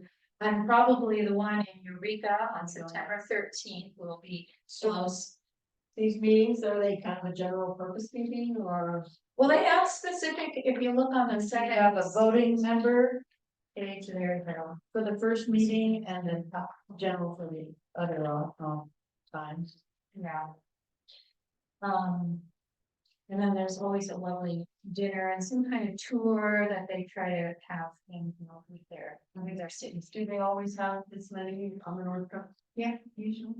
It's the Redwood Division, so it's, the North Coast. Yeah, we're moving that their backs to this though. Yeah, Yeah. we hosted it, I say it was like right before COVID. Yeah. So we should do BC and AC, before COVID, after COVID. And I think it was before, it was really well attended. It was at the Mad River Grange and it was really nice.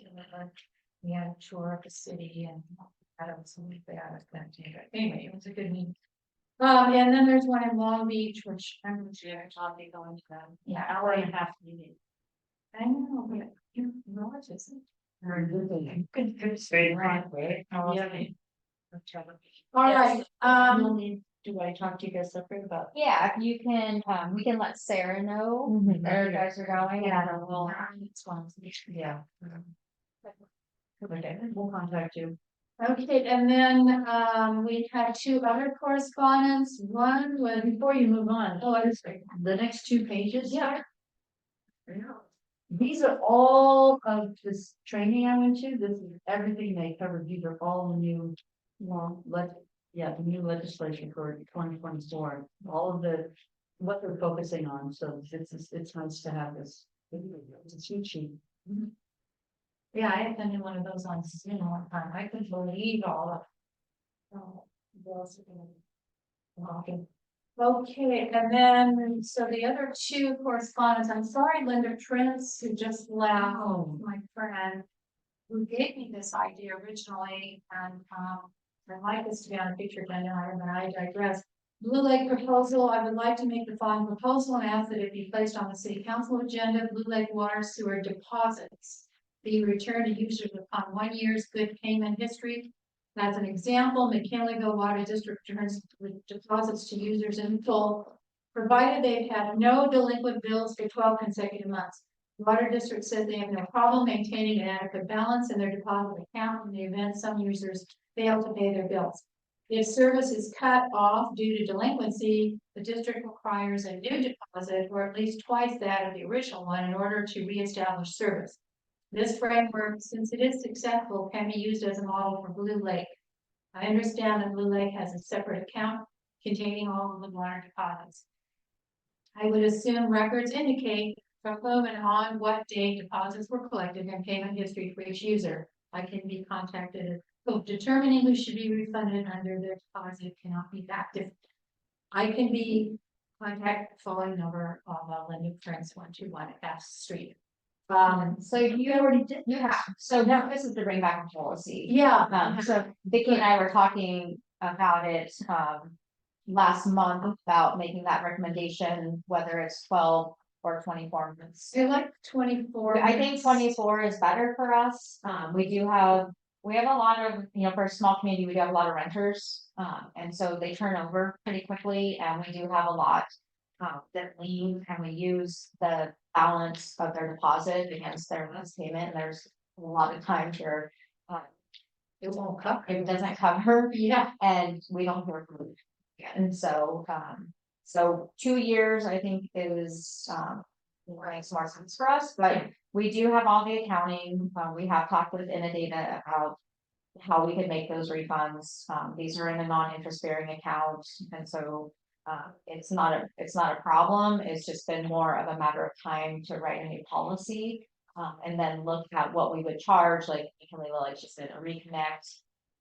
If we refund your deposit and then something happens, we have to think, how we can charge you a new deposit. That's where it starts to get a little bit messy, and these guys deal with these deposits, on a daily basis, and it's not a fun process. It's not a fun process to even sign the love or water, because it's expensive. And people are coming into our rental and you're asking for what's like $230 just to pay down. To 246. yeah, and I know there's a $30 admin fee as well. That includes it. So $216 for the I deposit see. plus a $30 admin fee, to set everything up. So it's expensive. The 216, is that based on what, twice?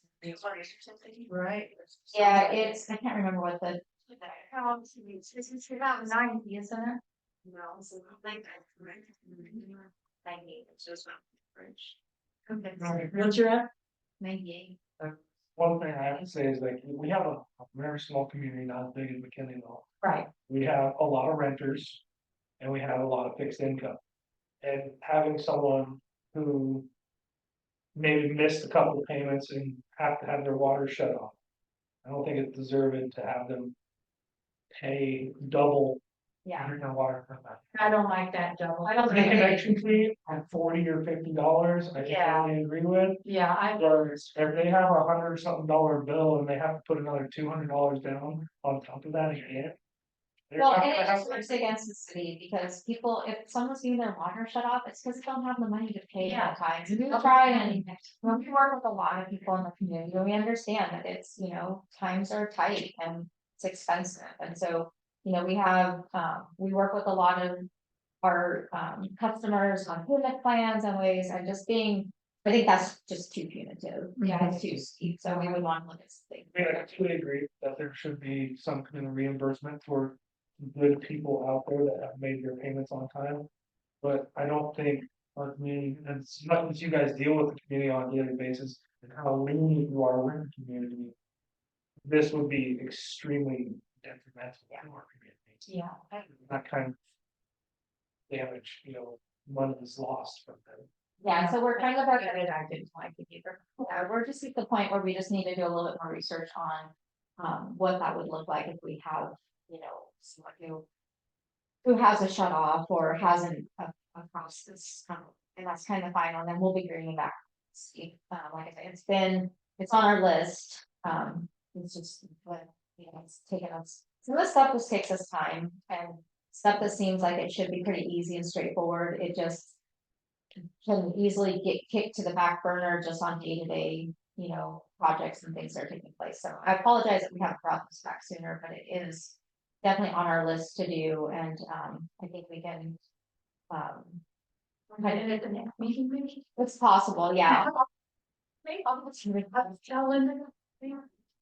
All right, okay, and then our second letter was from Mr. Sawatsky. This was when we concerned regarding the posting of notification of vacancy on the light commissions. I checked again this morning at the Grange Bulletin Board where city notices are posted, and old Betty list was there, not the one you posted on the city webpage, January 12th, 2024. The notice of vacancies were for 4 positions, not for 5. Vacant on the current vacant Maddie list, and did not mention the other 8 positions coming vacant on January 31st, 2024. The Arts and Heritage end date has 4 vacant on January 31, 2025. It is a 5-member commission now. Should there be a 2-to-3 ratio rather than a 1-to-4 regarding end dates? Should the current vacant commission term out January 31st, 2024?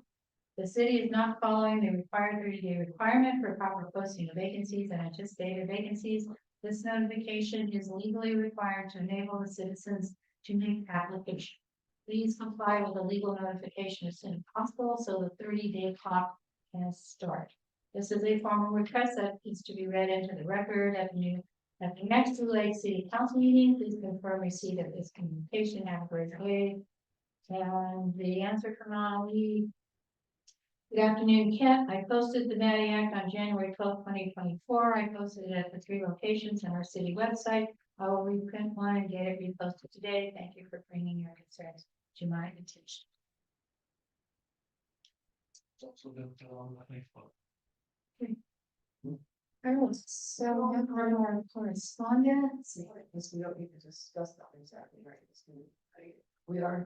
Did we agree that we're not gonna have any commission meetings or? So I talked to the city attorney and he said that's actually not a requirement, that you can have, if they have an expired term, they can still meet until they're replaced. So we've been continuing to post updated lists as we have vacancies, and so the Maddie Act does require that you post prior to December 31st. We have been consistently posting.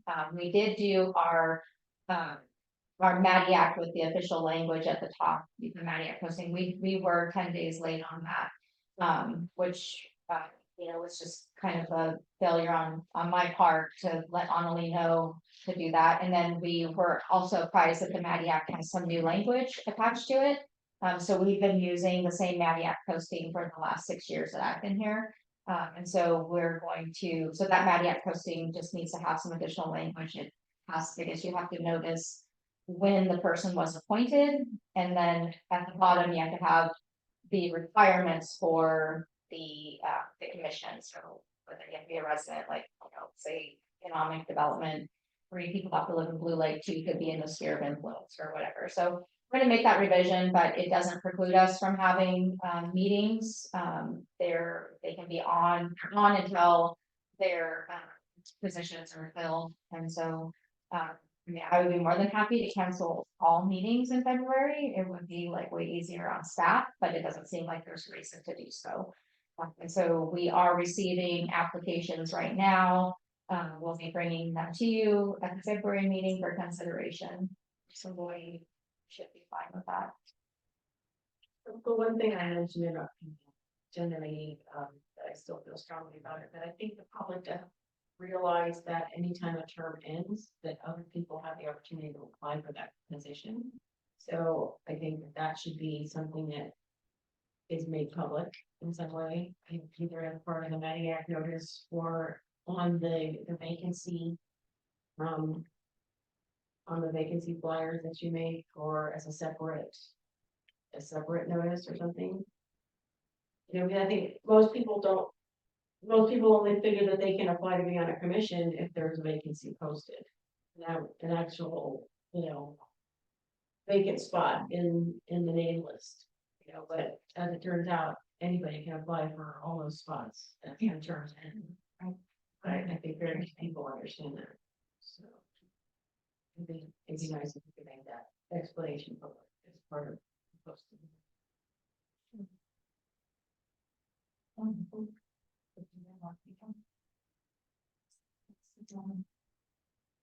All right, that was item 9. We are now on the consent agenda. Item 10, is there anyone that would like to pull anything from the consent agenda from council? No, I have some typo. On the amendment. But it is, dramatic typos. The typo. Yeah, well, there's missing words like, it says Adeline Jones, Mayor, Angela Scholl, Mayor Pro Tem, Elizabeth McKay, comma. And Elise Giovanni, nothing, and then other people, I don't know if we're supposed to have a title after that, but everyone has titles. Your office assistant, administrative. Well, the comma made me, is what clued me in that maybe there's supposed to be something there. Also person. well, we Yeah, have right. it as council members present, it's just that. Adeline and Angela have a specific designation. Yes, oh yeah, that's fine, So- and I would get rid of the comma Okay. after me, and then, the word sheriff.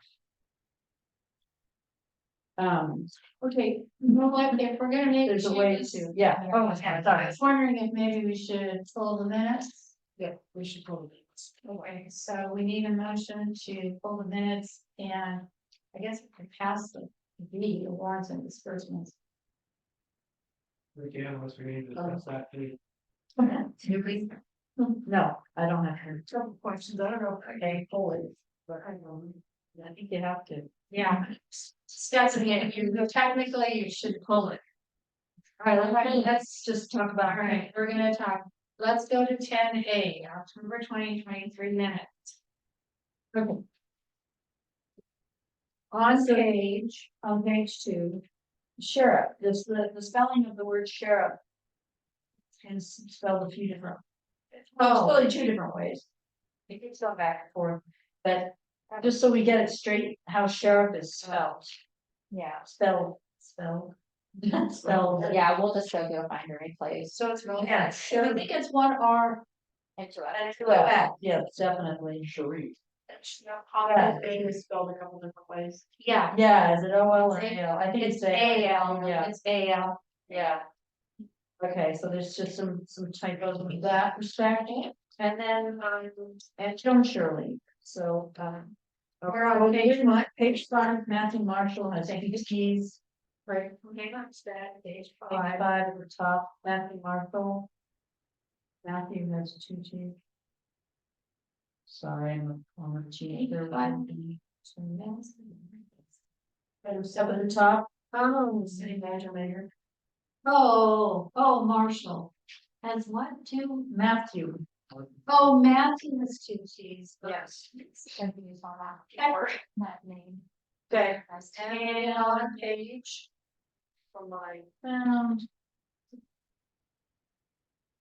Okay, so page 9, the Jones Shirley. Proclamation, her name is spelled F-C-H-I-R-L-E. Sure. Shirley, I'm up to kidding. So we back up to page 8%. Yeah. The first item where the motion has to appoint Elsie Stefani for each agent to remove. Oh, yeah. Page 8, what? Sorry. Page 8, Uh-huh. the first bold motion says to appoint Elsie Stefani. Oh,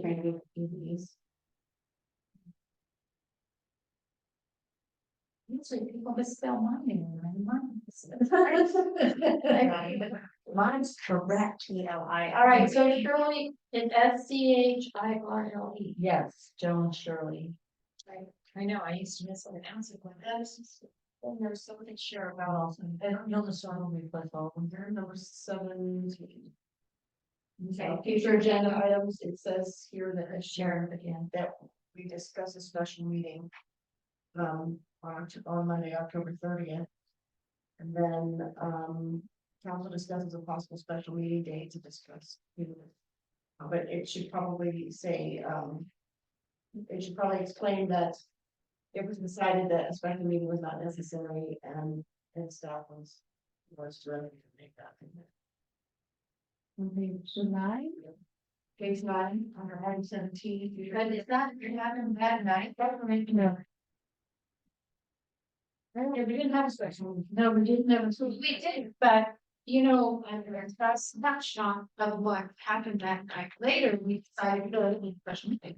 No, we did it that night. Oh, while we were talking about future agenda items, we decided we didn't need a special meeting. So we didn't have a special meeting. I mean, this looks like somebody, if somebody reads this, they're gonna go looking for that special meeting, but the special meeting didn't happen. Because we decided not to have it. So that should be reflected. Okay. Here, that the special meeting was not scheduled or maybe. But take it off of future agenda items because we discussed it as a future agenda item, but then we decided not to have it, so. It was not needed. Okay, but if it wasn't bolded, it would, which is, Well, you guys started that discussion at a really weird time in the meeting, is what happened, so. True. It was, we were at the end, we were on future agenda, and then that discussion came forward, so it was a little bit of a awkward part of the process, but we'll clean that up and make that better reflect that. I actually typed out a correction that failed. Bring it, but we talked about discussing it before the default deadline, and then we decided to just. I think just putting it in there, but it was decided it was not needed. Suffice. This last extra meeting. Okay, any other changes or corrections to the minutes? No. Okay, then let's make a motion to approve the minutes with those corrections and additions. So move. Second. Motion made by Elizabeth McKay, second by Elise Scafani to approve the minutes of October 2023 with those corrections and additions. So discussion. Any discussion from public? Julie, did you have a comment about the minutes? Yes, on page 5, when we were discussing the biomass presentation, I don't feel like my comments reflect as they're typed as I spoke, so I would just like to ask to have them redacted. That was it. Thank you. Biomass. So Tina had comments on composting and the impacts to Reabelle from the biomass plant. That? Yeah, she wants that redacted. Okay, so that. Yes. I'm gonna have to ask the attorney if you can do that. Oh, Well, if those are comments made, I don't know if you can redact it. Julie, did you have a problem with how it was worded? She's off now, huh? No, she's. Did you have a problem with how it was worded? Because it's possible we cannot actually redact a comment that was part of a meeting record. Okay, that's fine. Thank you. Okay, so. Thank you. All right. Okay, there's a motion and a second on approving the minutes of the October meeting. Any further discussion? All those in favor say aye. Aye. Aye. Opposed with those changes and corrections, of course. Think passes. Aye. 4 to 1% being absent. Okay, we pulled the warrants. You had some concerns or questions, Elizabeth, is that right? No. Oh.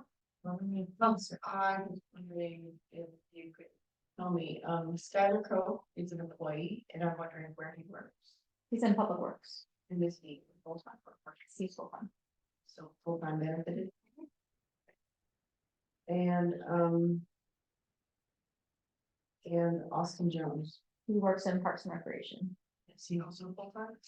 He is modified full-time, so he's an unbenefited, up to 39 hours. Up to 30? 30, I think he's 30 to 39. Is it 30 to 39? Is it Lori?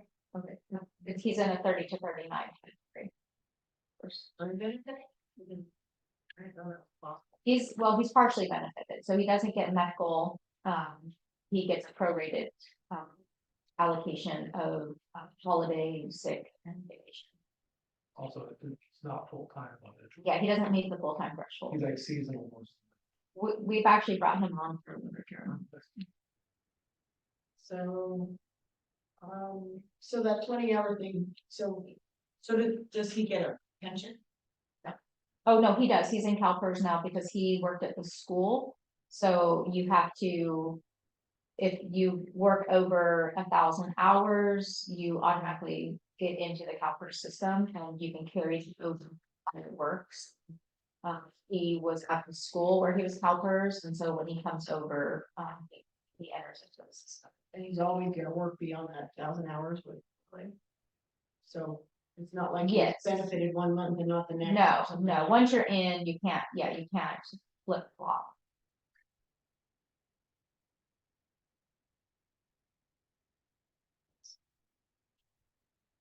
all of it about. I wish there was some way to show that even though I got paid $100, I turned that money over to the city. Right, you're just happy to be anonymous. Yeah. Okay, we need a motion to pay the warrants and disbursements. Motion.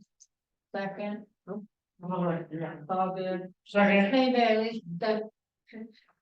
Skip my meeting, sorry. It's getting late. Not to be confused with Gordon. Stuff. Seconded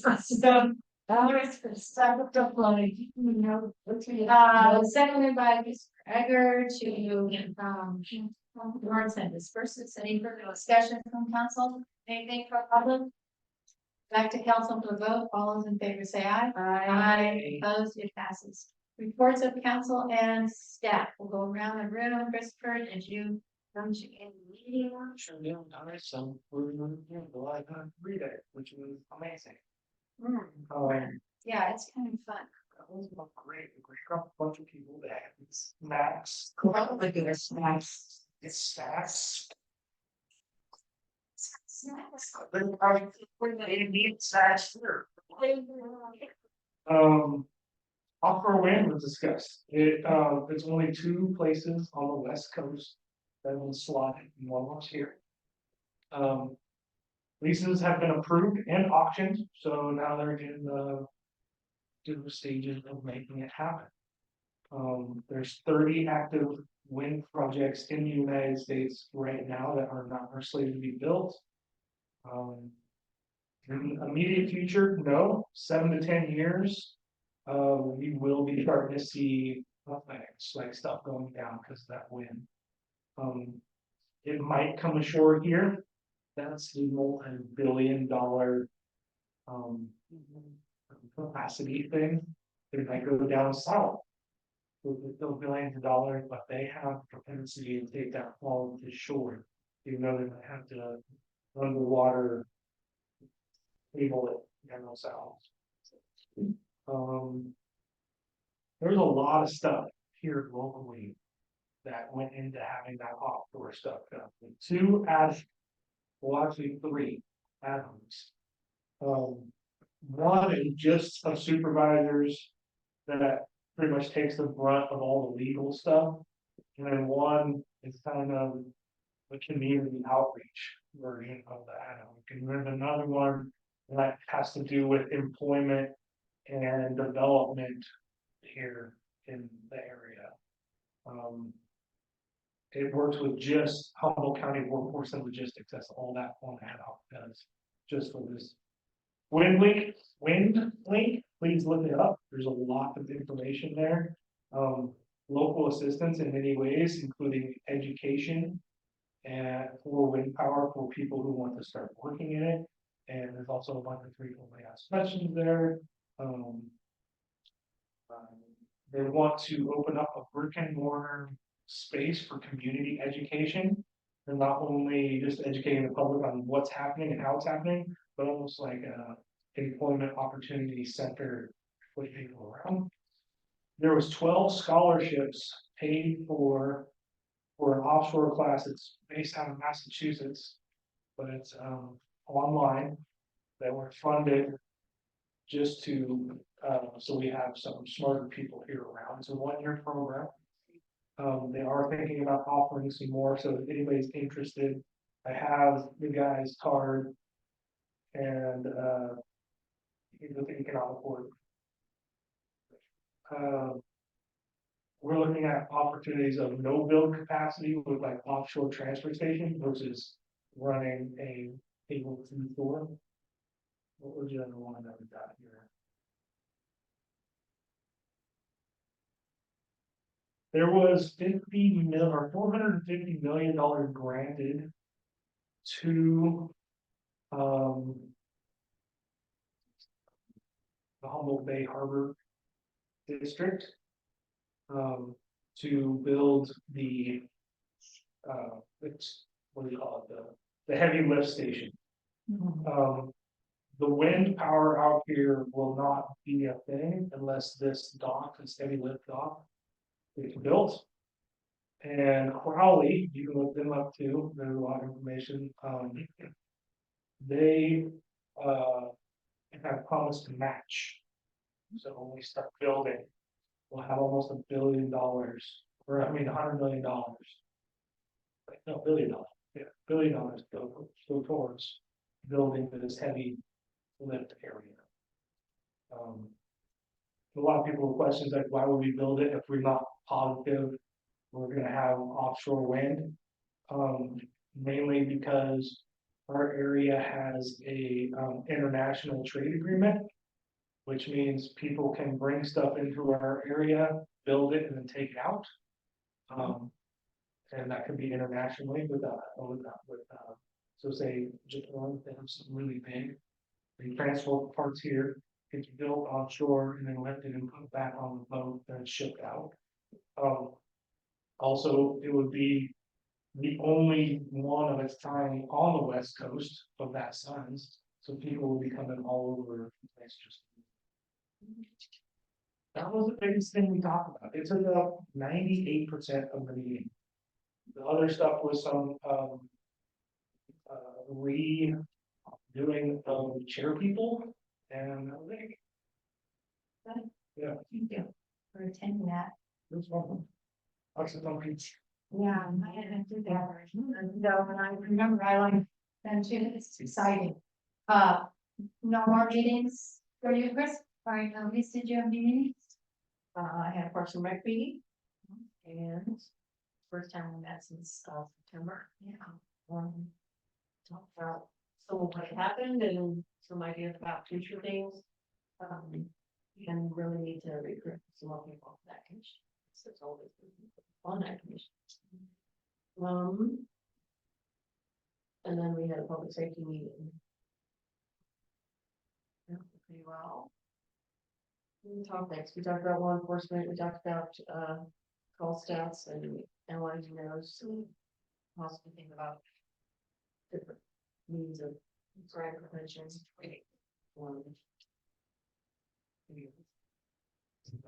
That's all I got. Thank you for attending this meeting.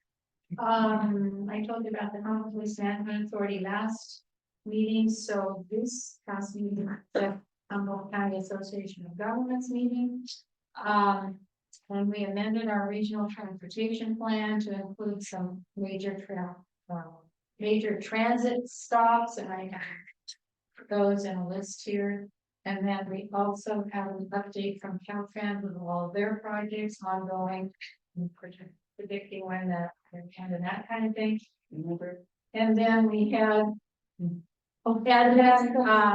since it was the end of the year, the executive director gave us a highlights of what was happening from the Indianola groundbreaking that happened last June, and some of the other things that HCOG has done, activities that have happened, ending pretty much with the retirement of the assistant administrative services officer. And then we went into closed session, which was good to have this highlights because we had to do the performance evaluation of the executive director. So we went into closed session for that. Okay. Yes, I went to the chamber. Just went to attend. And Angela was like, wow, you're here. No. Oh, so it turned out well. I just wanted to join the chamber. And so I went and brought him a check, and I thought I'd just hang out. She went because she was leaving, and she was really glad to be able to go home and pack. And so, one member stepped down from the board, Karen, but, Oh, yeah, oh, she did. and, Shaved nicely. let's see, so they're planning a, Valentine's bingo. Starting the bingo back up. Oh, yeah. Either the 10th or the 17th, they're not sure yet. So I'm excited. They It's want always the third, I think, Saturday was supposed to be, if they're gonna keep up that. Yeah, but we have. Oh, it's so. Look at the whole other. No, this is high tech. Cage with the balls that drop. Okay, so, Annie and Mary Day is going to be July 14th. Oh, Sunday, July 14th. And they want to partner with Arcata to just move them with their chamber and kind of get ideas about how they do, because Arcata's chamber is so successful. So they want to see what their model is and see how they can, augment their Blue Lakes model to include a lot of the stuff that Arcata's doing to, beef it up a little bit, make it a little bit more noticeable. So, they were looking for ideas for different chamber mixers, and different, ideas for small towns. They want to have a new Facebook page. And, Was there any discussion about Annie and Mary going back to August? yes, They decided not to do it. it's going to be July 14th for now. I know. Some of the stuff, Space Drop, I that idea, he really likes July. So cute. Yeah, he really likes it, and there are other things there, what am I thinking of? All that music for a week. Bottle Up Festival, I would call. After that, The music festival and. Folk Life, yeah, the Folk Life goes into August, so there's just a lot more going on. They like that it's like right after July 4th, I guess, they just like it, they wanna keep it, and that's where they put it. I kept asking, are you sure? Because discussion did come up, about say 14. They like that it's right after July 4th, they like that. We coincide with the arboretum. Oh, perhaps, that's a problem, yeah. With our pending Zoo and Pony Rides. It's a problem every year. Yeah, so, sorry, So I was just there observing, Yeah, I was not a voting member. I have thought about all these organizations, because we only have 3 good months in the year in Humboldt County, when we're all trying to cram in all these festivals and whatnot. We could just look at a calendar and say, what are you doing? But you know, Fortuna in the summer has something going on almost every weekend. It seems like from their autorama to their rodeo to all these other things. It's just, But I thought about that. I went to an economic development. I could not find any paperwork. I don't know if I just put it in the wrong place or did you go to the EDC? Did they have? I don't remember there. I was not there. Correct. Thank you. Okay, because I'm like, what happened? So you want to have it on my calendar now that, when was it? But I'm feel free. It's always a Monday, if I have, well, No, it's a Tuesday. It's a second Tuesday. 30. Second Tuesday. I think what happened was I was out of town and I didn't contact anybody, or did I? No. I don't remember. No, but you're there, I'm there, so. Yeah. Are you, please? Yeah. Who's my uncle yours? oh, Okay, so I apologize for that. Yeah, I think it was off my calendar. So it was on the 9th. Sorry. I think it's yeah, it's the website. Oh, it's the second Tuesday. And then the Arts and Heritage is the third Wednesday, but that's not happening. We're having a hard We're having time. to have a special meeting. Yeah. And change their date, because they all work on Wednesdays. Yeah, it's not working. The date isn't working. They're trying to track them all down and come up with a date. I'm like, we just said one day, and we can change it, and then we can move on, so. Yeah, I apologize for missing that, and I actually will be gone. For the next one, the 13th. yeah, when You could have, I'm going to be gone. well, maybe you shouldn't say that. Oh. Can you go to the 13th? I don't know when I have to go to Dallas. The 13th, you want me to go to your meeting? Yeah. 13th of February? 4:30. Yeah. At Right here. 4:30? Right here. Okay, I have a district meeting for the morning, it's gonna get over that, 4:30. The Economic Development Commission. Yeah, EDC. Yep. At February 13th. dinner. Yep. Okay. 4:30. Thank you. Thank you, Elizabeth. Mhm. Moving on to managers reports, we have the. Also just the fiscal report, right? Yeah, I apologize for not having a written report, because I had, planned on it, and then we had a couple of short weeks, we had the flood. Things have been a little bit hectic, I plan on having something typed up for you for, tonight to hand out, and then today, took on a whole different, direction than we had anticipated, so. That's a nice way to put it. It was Still getting emails. Yeah, They're getting my email out here. Like, that's what. So I can just give a quick update. A lot of our time, a lot of my time right now has been being spent on getting these applications ready. The Greenwood project has been a big push for us. The just kind of recuperating from the holidays and all the events, kind of looking now at where we go for kind of our next season of events and things in the community and parks and recreation. There's lots of work taking place. We're continuing to work on our housing element. There's a lot of projects coming to fruition. We're working right now with Cal OES on our water tank project. That's moving forward really well. Working on a lot of reimbursements and reports for our drawdowns for our different projects. Cargill Park, the State per capita project. We're getting ready to gear up for the Town Square project for construction. Next month, I will be bringing back to you guys a recommendation or request for consideration of utilization of funds to pay off the remaining balance on the Town Square property loan. So we did receive a reimbursement from the state.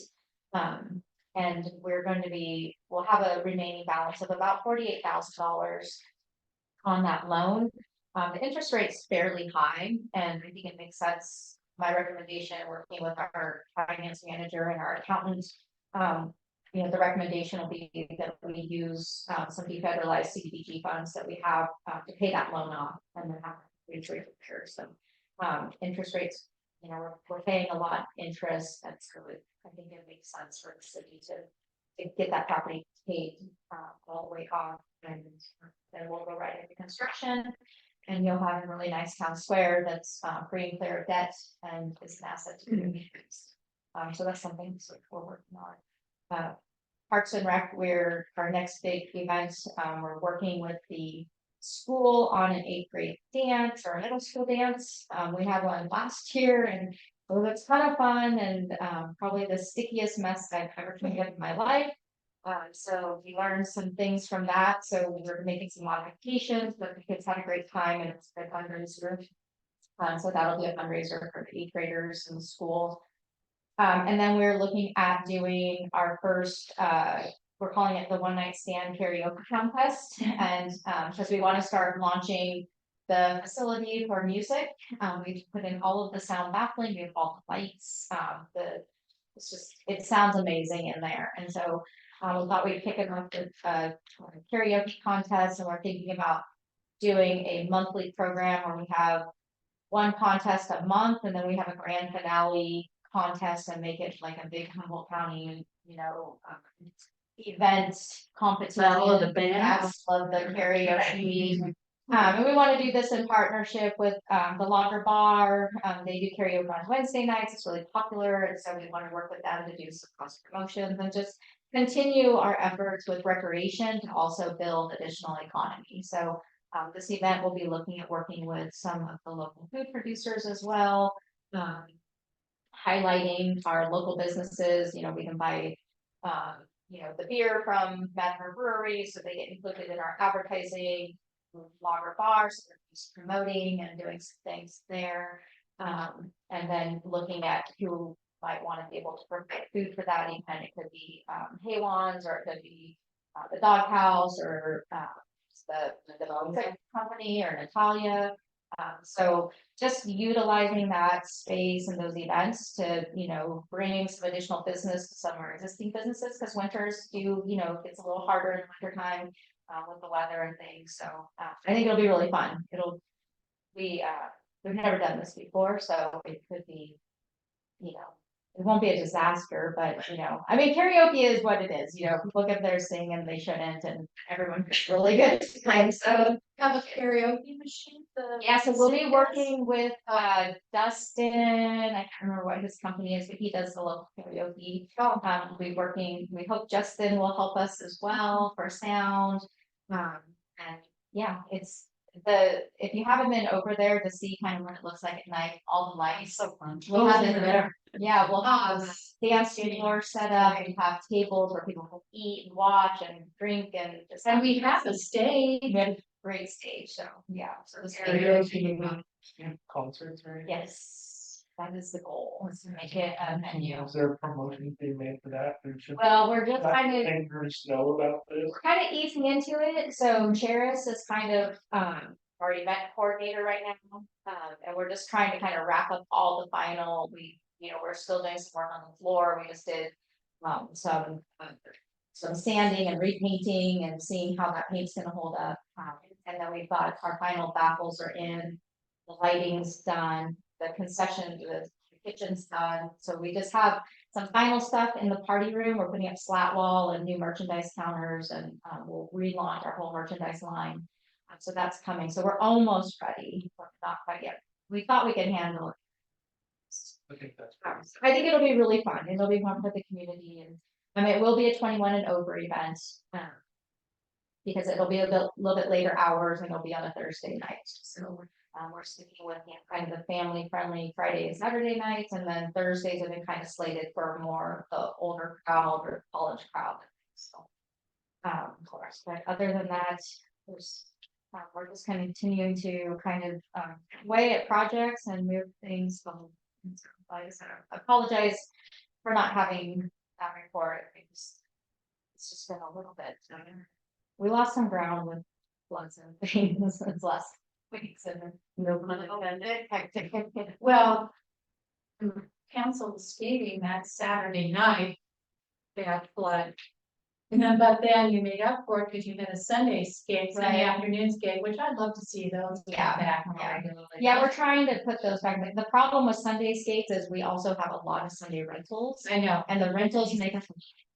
I know they We do. kind of have to balance it, like when we're kind of low, it's like, let's sneak in a skate and, like balance it. Sometimes we can get some parties before the skate or some parties after the skate or both.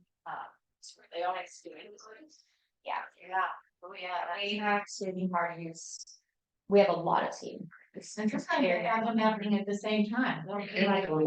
Sorry. Yeah. We're one of the main venues for kids' parties right now. Like, if you look on Hungry Events, people are like, where can I make this right? And people are saying, let's scenery. So it's picking up a lot of traction. That's been really good. It's been a good help with, the revenue. Okay, so then the financials, which is not as much fun as. Oh, okay, take that. No, so we are postponing the headworks because we have so much influx right now of stormwater. That we don't want to take headworks offline until we're sure that we're not gonna have these rain events. So with the last flood, we took in. Probably millions of gallons of stormwater into the system and. We need to have at least a good clear window of weather to be able to take headworks having them work. So I can't remember when we talked about, when we approved doing that. Are we waiting for equipment? Yeah, so then we awarded to Mercer Fraser, and so we have contract, and then the headworks. Machinery itself was a 9-month to 10 lead item, so it has to all be fabricated, so that equipment is now here. And now it's a matter of scheduling when we're not having a lot of influx of additional water. First meeting I attended. Yeah, it's been a while. It took a lot of time to do that. Okay, any other questions for the city manager about? the Reporting. Okay, we'll move on then to the financials. So We could spend another 3 hours on this, but. I know we did, and we don't have that. So you're more than welcome if you have questions after you read it, wanna give Paul or talk with Scott. He's happy to go over those numbers as well. So 50% in the middle of fiscal year, so that sounds like we're on target, which is good. Yeah, we're trending pretty well. We should be getting our taxes anytime. Yeah. We get our like mid to end of January, so our tax allocation should be coming in soon. Okay, we will move on then to future agenda items. I have the refunded water sewer deposit. Certain trainings, do we want to talk about that? Does it need to be an agenda item? No, that it necessarily has to be an agenda item, but I'm happy to work with CERT to see if we can come up with some funding sources. It's the first time that Kit has mentioned kind of larger training, so I can work with CERT. I think the Coast Central grant is because they fund a lot of emergency response projects. I've got a couple of grants through them for the fire department. And it's a pretty straightforward, easy process, and I think CERT says that it's kind of slam up. Okay, so that doesn't need to be done through council, you have to. So it's a matter of us kind of working together and seeing what their needs are. And I don't know if it might be a co-hosted event too, so I kind of like to talk with them because I think it would be hard to get 20 people in Blue Lake. Because Right. Maybe we want to partner with another. Do they all have to be here? No, it's like it was kind of an area specific training, like Trinidad was training Trinidad people. Yeah. We should try and get some like. Spirit into the people, like. Yeah. Hill, Glendale, Right. to come join. And it's a little, I think they do have a larger reach, because I do believe that they go the all the way to Pembroke too, so. But we're just having a hard time all over trying to find volunteers. Yeah. Fire With my department, other- same way, we just can't. Another agenda item, applications for commissions. There's Yeah. so many commissions everywhere. Well, Arcata has a lot of commissions. They have a lot of subcommissions, more than we do, but still, I know. It's just not a lot of pictures over. Any other future agenda items?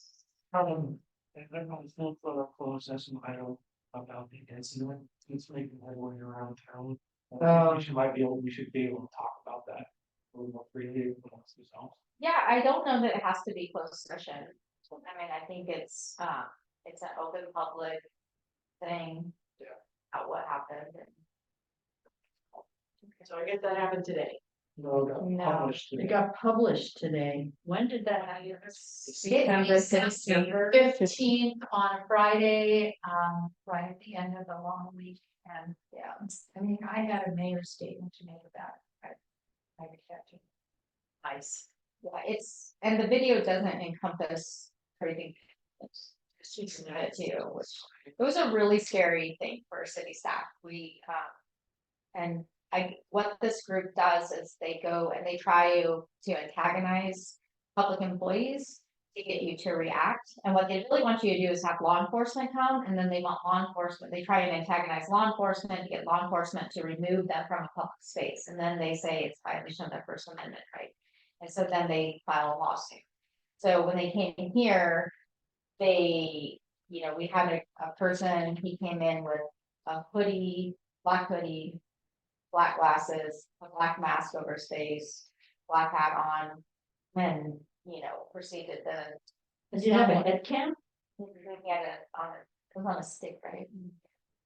We It was probably his phone, yeah. So, No, I mean, we okay. can discuss it, but there's a little bit more to the whole situation than what's in the video. Thank you for your presentation. Yeah, this happens. This is what they do. They go to Yeah. cities and do I this. know, and that's. We learned our lesson. We had no idea what was happening. We just thought maybe someone. That's what I kind of want to address is having some sort of forward training for our public employees. And we've already gone amongst ourselves with employees and talked about it and what the situation was, because like I said, none of us knew what was happening. I mean, I wasn't sure if this was a health crisis or like if we were in danger of getting done. So it was,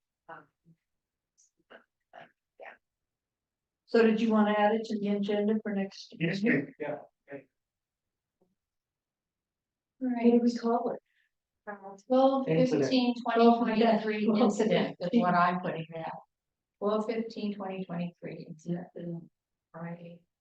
End of the long week. I'm sure, I think that's, manager evaluation, we might have to have a ad hoc committee. Form an ad hoc committee, because it's due in March, I think, so. Why do you do that in an ad hoc? You started as an ad hoc because the procedure is that we all fill out evaluations and we have the blank sheets. I have all the information actually. In a secure location of my house. But anyway, you all fill out the evaluation. And then you compile it. I usually am part of the committee and there'll be someone else designated to compile it and then put it into sort of a narrative. And then the narrative is presented to the whole council in a session. Okay. There's the understand why it has to be compiled later. That's just the way it's done. well, I think you I guys just just wanted wanted to to ad make hoc sure. because you guys go out and get information from staff and things, and if you did it. That way It would be a two of you meeting. that can be able to compile information and then full council gets to discuss it and make recommendations and stuff. But otherwise. You run into Brown Act violations. Alrighty, any other future agenda items? And we'll go on to adjourn. Motion to adjourn. Second. Was made by Elizabeth McKay, seconded by Elizabeth Klein to all in favor, say aye. Aye. We're adjourned. Maybe it's official start.